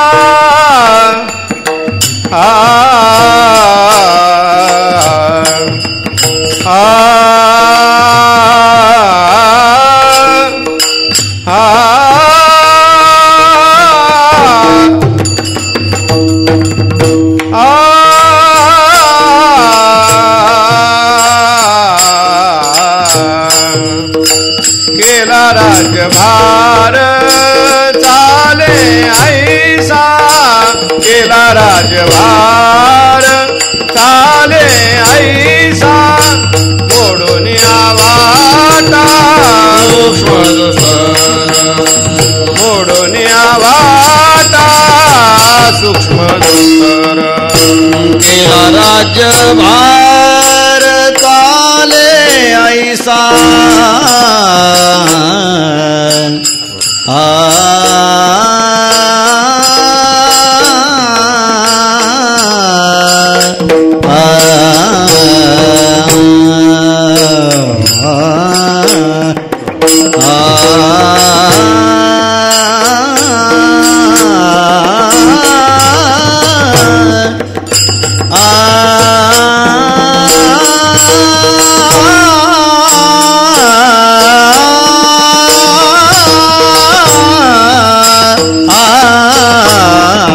केला राज्यभार चाले ऐसा केला राज्यभार चाले ऐसा मोडून वाटा सूक्ष्मदुस्तर मोडून वाटा सूक्ष्मदुस्तर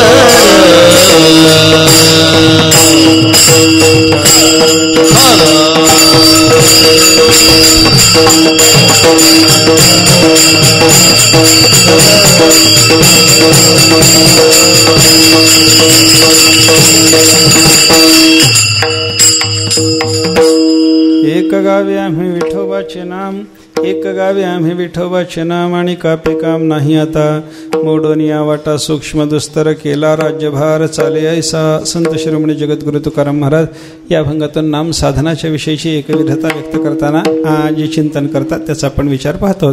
एकविधता काय प्रकारे अन्य क्षेत्रामध्ये एकविधतेचं काय स्वरूप आहे याचं थोडंसं चिंतन आपण केलं. एकाकारता एकतानता एकपरता आणि एकविधता अशा पद्धतीनं प्रत्येक क्षेत्रामध्ये या एकविधतेचं स्वरूप कसं बदललं थोडा विचार आपण पाहिला. आणि ही जी एकविधता आहे नाम साधनेच्या विषयीची एकविधता आम्ही राखून ही एकविधता सांभाळून सगळ्या जगाला सुद्धा ह्या नामसाधनाच्या विषयीच एकविध करून याच मार्गाने आम्हाला न्यायचं असल्यामुळं महाराज म्हणतात मोठा प्रशस्त असा नामस्मरणाचा हा मार्ग आम्हाला निर्माण करावा लागला. राज्यभार चालून जाईल राजाचं सगळं दळ चालून जाईल अशा पद्धतीचा हा मार्ग प्रशस्त मार्ग निर्माण करावा लागला. आणि त्याच्याकरता प्रशस्त मार्गाच्या निर्मितीसाठी आम्हाला सूक्ष्म दुस्तर वाटा मोडाव्या लागल्या. मोडून वाटा सूक्ष्म दुस्तर हे चिंतन महाराजांनी या ठिकाणी केलं. ही सूक्ष्म वाट कोणते आणि दुस्तर वाट कोणते. सर्वसाधारणपणे आपण असा विचार करतो की बाबा सूक्ष्म वाट कर्माची आहे दुस्तर वाट योगाची आहे. पण माझ्या दृष्टीनं थोडा विचार जर आपण केला तर कर्ममार्ग असो योगमार्ग असो भक्तिमार्ग असो ज्ञानमार्ग असो या चारही मार्गाचं सूक्ष्मत्वही दाखवता येतं या चारही मार्गाचं दुस्तरत्वही दाखवता येतं. कर्ममार्ग एकदा सूक्ष्मता बघा. चारही मार्गाच्या ठिकाणी असलेल्या सूक्ष्मतेचं चिंतन करायचं झालं तर कर्ममार्ग सूक्ष्म हे तर आपण नेहमी पाहतो. साधी सकाळची संध्या ब्राह्मणाला करायची झाली तर त्या संध्येमध्ये संध्येची वेळ बदलली की न्यूनाधिक भाव निर्माण होतो की नाही. उत्तमा तारकोपेता मध्यमा लुप्त तारका कनिष्ठा सूर्यसहिता प्रातःसंध्या त्रिधा स्मृता. प्रातःसंध्या सकाळी जी संध्या करायची. उत्तमा तारकोपेता, आकाशात तारे असेपर्यंत सकाळची जर संध्या झाली तर उत्तम आहे. ताऱ्याचा लोभ झाला, सूर्याचा उदय व्हायचा, अशा मधल्या काळात संध्या केली, मध्यम आहे. आणि सूर्याचा उदय झाल्याच्या नंतर जर कोणी ब्राह्मण सूर्यवंशी असल्यामुळं निवांत उठून संध्या करायला लागला तर ती अधम संध्या ठरायला लागली. म्हणून ब्राह्मणाने विचार केला, करा ते करा आणि पुन्हा उत्तम अधम मध्यम म्हणून घ्या. सोडून दिलेली बरी. सोडूनच दिली संध्या लोकांनी, करायचीच नाही. काय करा ते करा पुन्हा उत्तम म्हणून घ्या, अधम म्हणून घ्या, कोणी सांगितलं? असं नाही. एक प्रातःसंध्येची वेळ जर बदलली तर त्याच्यामुळे न्यूनाधिक भाव निर्माण होत जर असेल तर मला सांगा किती सूक्ष्मता. पाण्यात आचमनाचा गर्द हातामध्ये घेतलेल्या पाण्याच्या बद्दल परिमाणाचा विचार सांगताना शास्त्राने सांगितलं, हातात घेतलेल्या केशवाय नमस्वाहा म्हणून घ्यायचं जे पाणी आहे त्या पाण्याचं परिमाण किती? त्या पाण्यामध्ये हातात घेतल्याच्या नंतर एक उडदाचा दाणा भिजला पाहिजे एवढंच ते पाणी असावं. दुसरा उडदाचा दाणा बसला की ते पाणी पिल्याने दारू पिल्याचा दोष लागतो म्हणे. मग संध्या करा ते करा, दारू पिल्याचा दोष लावून घ्या. सोडून दिलेलीच बरी आहे की. ही सूक्ष्मता. कर्म मार्गाचा विचार जर करायला लागलो तर कर्ममार्गाचा सूक्ष्म, योग मार्गाचा विचार करा. सूक्ष्मतेचं योग मार्गाच्या दृष्टीने चिंतन करायचं झालं तर यम, नियम, आसन, प्राणायाम, प्रत्याहार, धारणा, ध्यान, समाधी, अष्टांग योगामध्ये या क्रमानं न जाता तुम्ही बघा. आता सध्या जगामध्ये योगा योगा योगा योगशास्त्र योग म्हणतच नाही कोणी, योगा म्हणतात आता माणसं. म्हणजे इंग्रजांनी जे नाव दिलं ते आपण उच्चारायचं. योगा, हे योगा योगा म्हणून माणसं काय करतात हो? फक्त आसनाचा विचार करतात, बाकी काही नाही. योगशास्त्राचं जे खरं फल आहे चित्तवृत्तीला समाधान प्राप्त करून घेणं, निरोध होणं चित्तवृत्तीचा. नुसती आसनं करण्याने फल कोणाला मिळालेलं पाहायला सापडत नाही. ते करू नये असं माझं म्हणणं नाही, पण नुसत्या आसनानं आपल्या पदनामध्ये समाधीचं फल का पडत नाही त्याचं कारण असं आहे की आसनावर जाण्याकरता अगोदर काही अंगाचा विचार आहे की नाही. यम, नियम, मग आसन आहे. यमनियमाचा विचार सोडून देऊन एकदम आसनाला जर लागला तर योगाचं खरं फल पदरात पडेल का? पडत नाही. म्हणजे काय झालं? योगशास्त्रामध्ये सूक्ष्मता आहे. कर्ममार्गात सूक्ष्मता कशी पाहिली, योगशास्त्रात योगमार्गात कशी सूक्ष्मता पाहिली. ज्ञानशास्त्राचा विचार जर आपण करायला लागलो तर परमात्माच सूक्ष्म असल्यामुळे त्याला पाहायला सुद्धा सूक्ष्म बुद्धीच लागते. दृश्यते त्वग्रेया बुद्ध्या सूक्ष्मया सूक्ष्म दर्शवे. टोकदार अशी अग्रयुक्त बुद्धी प्राप्त झाल्याच्या नंतर सूक्ष्म बुद्धीनं तो परमात्मा जाणून घ्यावा लागतो. हे कठोपनिषदाने सांगितलेले चिंतन लक्षात घेतलं, ज्ञानशास्त्रामधली सूक्ष्मता आपल्याला लक्षात घेता येते. आणि भक्तिशास्त्रात सूक्ष्मता आहे याचं चिंतन जर करायचं झालं तर भक्ती म्हणजे काय? परमप्रेम. आणि त्या परमप्रेमाचं स्वरूप सांगत असताना गुणरहितम, कामनारहितम, प्रतिक्षणवर्धमानम, अविच्छिन्नम, पुढं काय सांगितले? सूक्ष्मतरम. भक्तिप्रेम सूक्ष्मतर हे त्याच्या लक्षणातच जर सांगितलेलं असेल तर भक्ती मार्गातही सूक्ष्मता आहे. विठ्ठल विठ्ठल.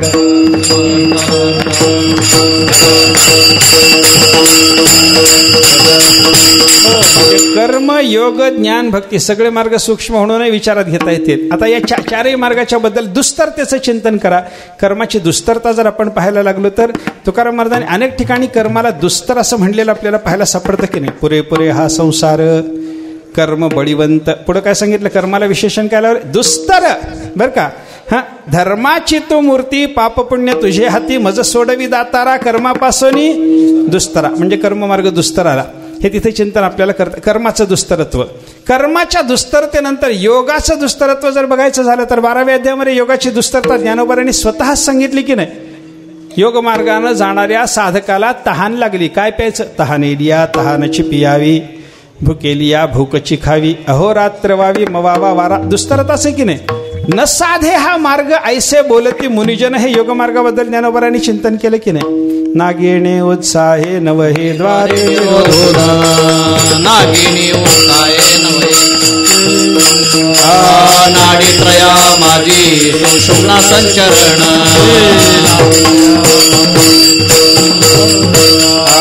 न साधे हा मार्ग ऐसे बोलती मुनिजन.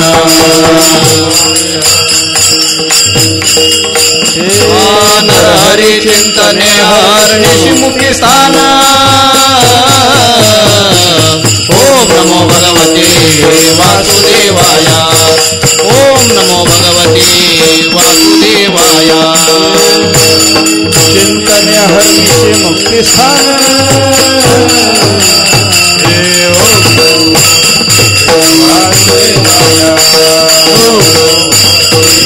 वासुदेवाया नागिनी उत्साहे नवही द्वारे निरोधोना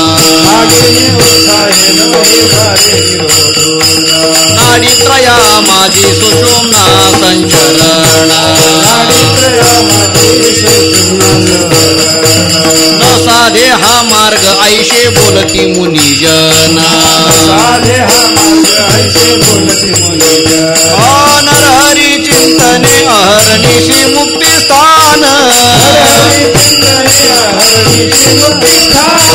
नरहरी चिंतने अहर्निशी मुक्ती स्थान ओम नमो भगवते वासुदेवाय ओम नमो भगवते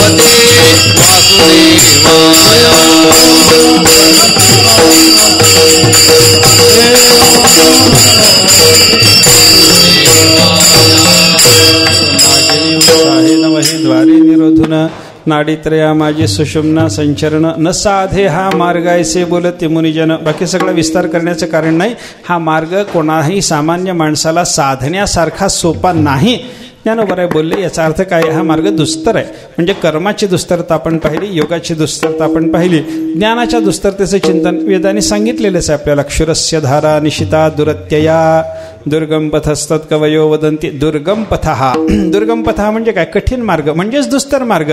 वस्त्र्याच्या धारेवरून चालणं जसं कठीण जावं तसं ज्ञानाच्या मार्गानं जाणं कठीण आहे. चढे खावे लोखंडाचे मग ब्रह्मपदी नाचे परमार्थ नोहेली कुराच्या गोष्टी येथे भावापोटी अनुताप. या सगळ्या प्रमाणाचा विचार जर केला तर ज्ञान मार्गाची दुस्तरता आपल्याला लक्षात घेता येते. भक्ती मार्गाचा विचार करा. शेवटचा भक्ती मार्ग त्याचंही दुस्तरत्व आपल्याला संतांनी सांगितलेलं नाही असं नाही. भक्ती तो कठीण शुळावरील पोळी निवडे तो बळी विरळा शूर. भक्ती कठीण म्हणून सांगितली. ही भक्ती कठीण का? तर भक्तीची तो जाती ऐसी सर्वस्वासी मुकावे. सर्वस्वाला मुकून ही भक्ती करावी लागत असेल तर भक्ती सुद्धा कठीणच आहे असा विचार संतांनी आपल्याला सांगितलेला पाहायला सापडतो बरं का. म्हणजे काय झालं? आपण आत्तापर्यंत केलेल्या चिंतनातून हे आपल्याला लक्षात आलं की सूक्ष्म मार्ग, दुस्तर मार्ग म्हणून ज्या मार्गाचं वर्णन करायचं आहे त्याच्यामध्ये कर्म, योग, ज्ञान, भक्ती सगळेच मार्ग सूक्ष्म म्हणण्यासारखे आहेत आणि सगळेच मार्ग दुस्तर म्हणण्यासारखे आहेत. म्हणजे सगळे सूक्ष्म आणि दुस्तर असलेले मार्ग आम्ही मोडून काढले असं महाराज म्हणतात. आता हे मार्ग मोडायची काही गरज आहे का? कर्म मार्ग तुकाराम महाराजांनी मोडून काढला म्हणजे कर्माची अप्रतिष्ठा केली जगामध्ये असा त्याचा अर्थ नाही. कर्म मार्ग, योग मार्ग, ज्ञान मार्ग हे सगळे मार्ग संतांनी मोडले, आम्ही मोडून काढले असं महाराज जे बोलतात त्याचा अर्थ असा आहे की त्या मार्गानं लोकांचं चालणं बंद झालं की जवळजवळ तो मार्ग मोडल्यासारखा होतो. विठ्ठल विठ्ठल.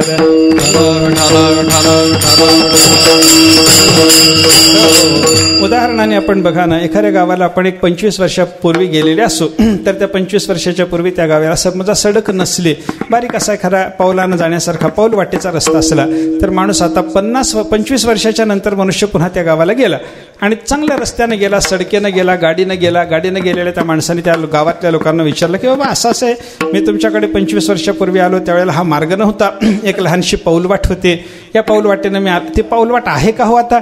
माणसं काय म्हणतात? ते पाऊलवाट आहे का म्हणल्यावर माणसं म्हणतात महाराज ती पाऊलवाट मोडली म्हणतात. पाऊलवाट मोडली म्हणजे काय झालं? गावातली माणसं काय ती कुदळ फावडं घेऊन जाऊन ती वाट मोडायला गेले होते का? नाही. त्या वाटेनं राजमार्ग निर्माण झाल्याच्या नंतर त्या वाटेनं चालणं लोकांचं बंद झालं की ती वाट मोडल्यासारखी होते. त्याप्रमाणे नामस्मरणाचा प्रशस्त मार्ग संतांनी निर्माण केल्याच्या नंतर बाकीच्या या मार्गाने जाणं लोकांचं कमी झालं म्हणून हे मार्ग मोडल्यासारखे झाले. विठ्ठल विठ्ठल.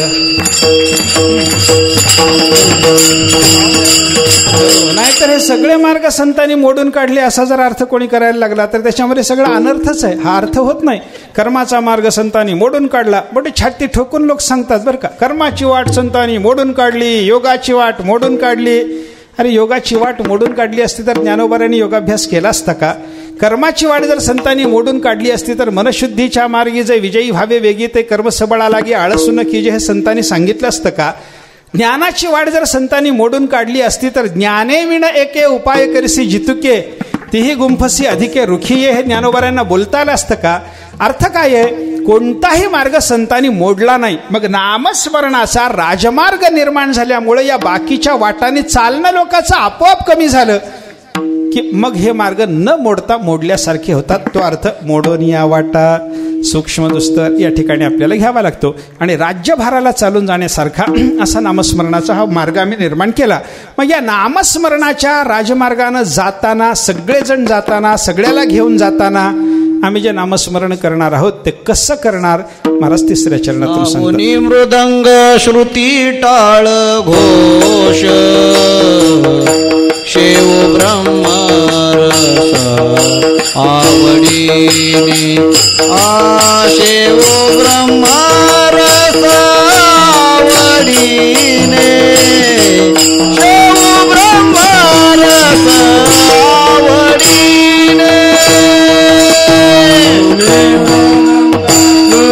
टाळ घोष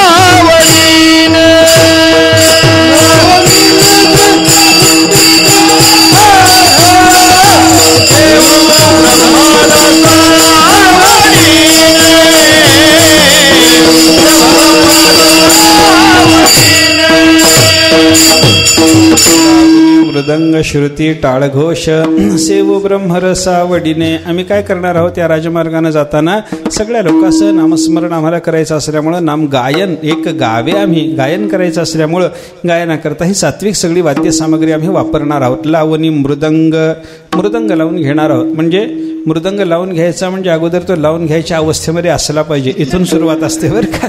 नाहीतर खेड्यात कीर्तनाला गेल्यानंतर फार अव्यवस्था असते काही वेळेला बरं का. लावणी मृदंग श्रुती, श्रुती म्हणजे वीणा, ती सुद्धा लावून घेणार आहोत. म्हणजे ती लावून घेण्याच्या अवस्थेमध्ये असली पाहिजे. आणि टाळ घोष, टाळाचा चांगला घोष झाला पाहिजे. घुळघुळा वाजती टाळ, झणझणा नाद रसाळ असे टाळ वाजले पाहिजेत. नाहीतर खुडखुडा वाजती टाळ काय आहे ते कळतच नाही काही वेळेला, असं होतं. तसं नाही, आम्ही ही सगळी सामग्री अशी घेणार आहोत. लावणी मृदंग श्रुती टाळ घोष. आणि या सगळ्या वाद्याच्या घोषामध्ये भगवंताच्या नामाचं गायन जे आम्ही करू, त्या नाम गायनाने आम्हाला काय प्राप्त होणार आहे, सेवू ब्रह्मरस आवडीने. म्हणजे आपल्या संप्रदायाचं हे वैशिष्ट्य आहे, साधना करायची भक्तीची आणि फळ मिळवायचं ज्ञानाचं. विठ्ठल विठ्ठल.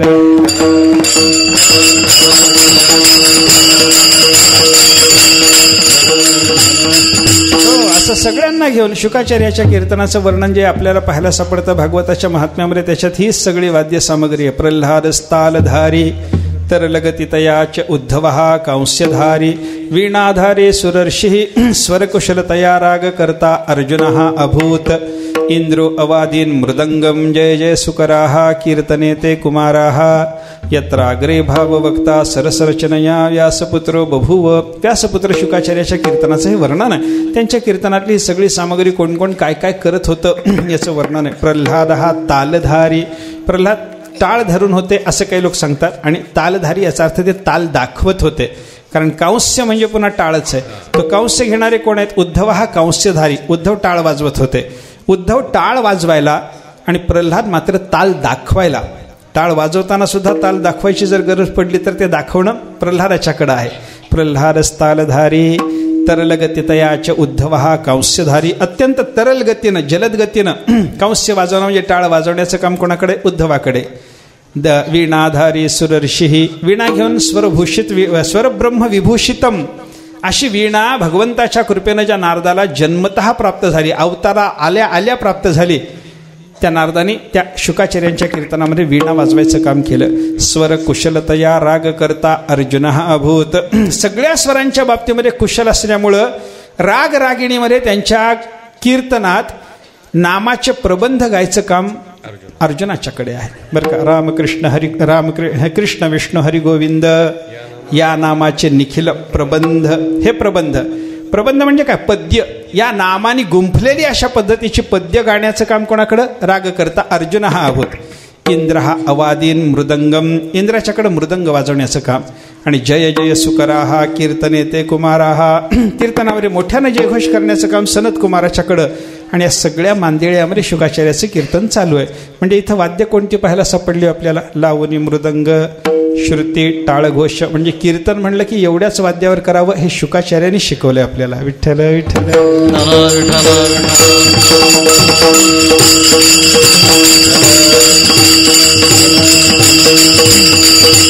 आणि मग सेव ब्रह्मरस आवडीने आपल्याला त्याच्यातून ब्रह्मरसाचं सेवन करायला मिळतं, हा विचार महाराजांनी सांगितला.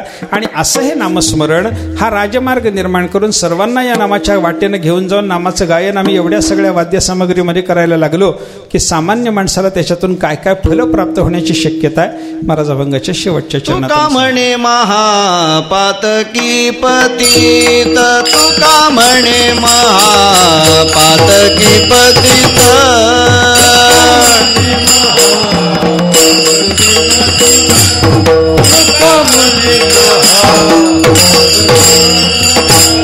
तुका म्हणे महापातकी पतित, तुका म्हणे महापातकी पतित,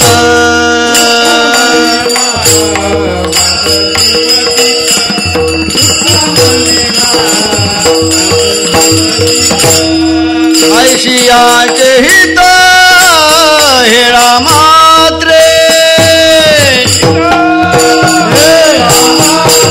ऐशियाचे हित हेळा मात्रे, मोडून या वाटा सूक्ष्म दुस्तर, मोडून या वाटा सूक्ष्म दुस्तर,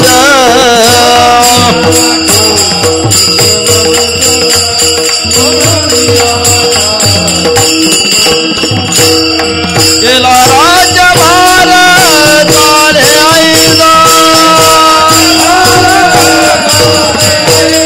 केला राज्यभार चाले ऐसा, मोडून या वाटा सूक्ष्म दुस्तर, मोडून या वाटा सूक्ष्म दुस्तर, मोडून या वाटा सूक्ष्म दुस्तर.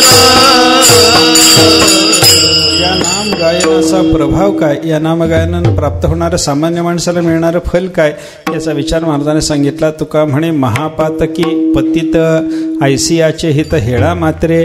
कोणी महापापी असला, कोणी पतित जरी असला तरी नामस्मरणाच्या वाटेनं आल्याच्या नंतर हेळा मात्रे म्हणजे क्षणभरात ऐसियाचे हित, अशाही माणसाचं परमकल्याण होतं. क्षणभरात नामगायनाच्या युगानं अशाही माणसाचं कल्याण होतं. कोणाचं? महापापी आणि पतित. महापापी कोण? ज्याच्याकडून कोणतं तरी महापाप झालं. ब्रह्महत्या, सुरापानम, स्तेयम, गुरुवंगनागमः, महांतिपातकान्याहु तत्संसर्गीच पंचमहा. ब्राह्मणाला जीवे मारणं महापाप आहे, मद्यपान करणं महापाप आहे, सुरापान करणं, स्तेयम सोन्याची चोरी करणं महापाप आहे, आणि आपल्यापेक्षा श्रेष्ठ असलेल्या पुरुषाच्या स्त्रीशी संबंध असणं महापाप आहे, आणि या 4 जणांपैकी एखाद्याची दोस्ती असणं हे 5वं महापाप आहे. म्हणजे दारू पिणं जसं महापाप आहे तसं दारुड्याची दोस्ती असणं हे सुद्धा महापापच आहे बरं का. म्हणजे 5 प्रकारची महापाप आपल्याला शास्त्राने सांगितलेली पाहायला सापडतात. या 5 प्रकारच्या महापाप्याचं क्षण मात्रात कल्याण करण्याचं सामर्थ्य नामगायनामध्ये. ऐसियाचे हित, हेळा मात्रे. आणि पतित कोण आहे? पतिताचा विचार सांगत असताना म्हणून आपल्या स्मृतीमध्ये असं सांगितलंय पा, विहितस्य अननुष्ठानात निंदितस्य च सेवनात अनिग्रहाचेंद्रियाणाम नरहा पतनम रुच्छति. मनुष्याचं पतन, मनुष्य पतनाकडे कधी जातो? विहितस्य अननुष्ठानात. विहित कर्म जर नाही केलं पतन होतं, मग तो पतित होतो. निंदितस्य च सेवनात, निषिद्ध कर्म जे सांगितलं त्याचं सेवन केलं त्याच्या योगानं पतित होतो. आणि अनिग्रहाच्या इंद्रियाणाम, आपल्या इंद्रियाचा निग्रह जर माणसाने केला नाही तर मनुष्याचं अधःपतन होतं. असे 3 प्रकारचे पतित सांगितलेत. किंवा नामदेव महाराजाच्या अभंगामध्ये थोडे जास्त पतित सांगितलेत बरं का. पंचमहापातकी, विश्वासघातकी, जासी यमादिकी गांजी येले, ऐसिया, पतिता, करिरे, सनाथ, हे सगळे पतित म्हणून गणलेले. या सगळ्या पतिताचं आणि ब्रह्महत्याऱ्यांचं हे म्हणजे पंचमहापातक्यांचं हेळा मात्रे म्हणजे क्षणात कल्याण करण्याचं सामर्थ्य नामगायनामध्ये आहे. अशी नामगायनाची ताकद असल्यामुळं ब्रह्मानंदाची प्राप्ती करून देण्याची नामगायनाची ताकद असल्यामुळं आम्ही या जगाला सगळ्याच्या सगळ्या नामस्मरणाच्या वाटेनं घेऊन जाणार आहोत. एक गावे आम्ही विठोबाचे नाम आणि कापे काम नाही आता, मोडून या वाटा सूक्ष्म दुस्तर, केला राज्यभार चाले ऐसा ज्ञानेश्वर माऊली माऊली जय ज्ञानेश्वर माऊली ज्ञानराज माऊली तुकाराम जय ज्ञानेश्वर माऊली ज्ञानराज माऊली तुकाराम.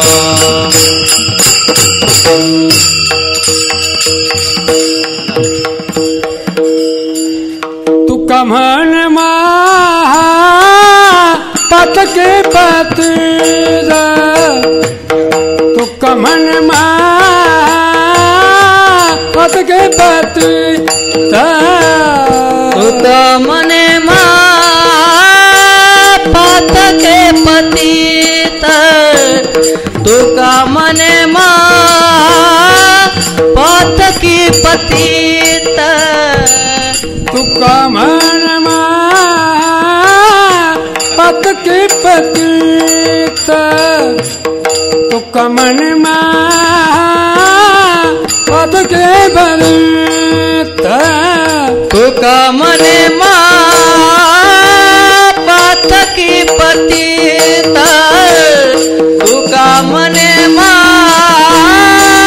पातकी पतित, आळशियाच हित हेला मात्रे, आळशियाच हित हेला मात्रे, मोडून वाटा सूक्ष्म दुस्तर, मोडून वाटा सूक्ष्म दुस्तर, ऐशियाचे हित हेला मात्रे, ऐशियाचे हित हेला मात्रे, मोडोनिया वाटा सूक्ष्म दुस्तर, मोडोनिया वाटा सूक्ष्म दुस्तर, केला राज्यभार चाले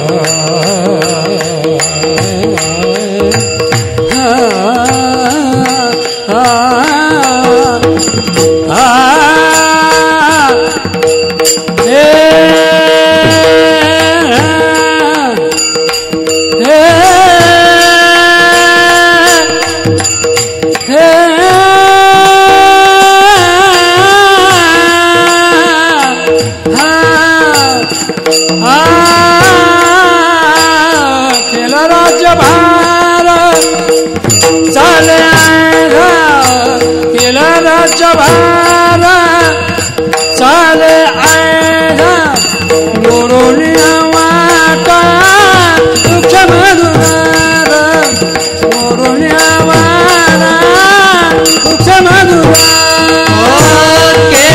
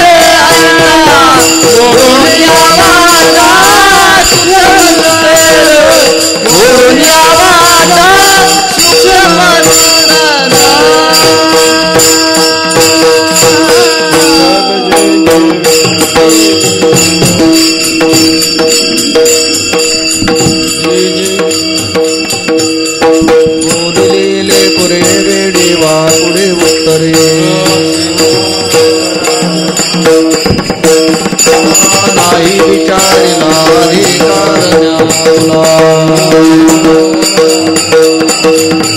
तुका म्हणे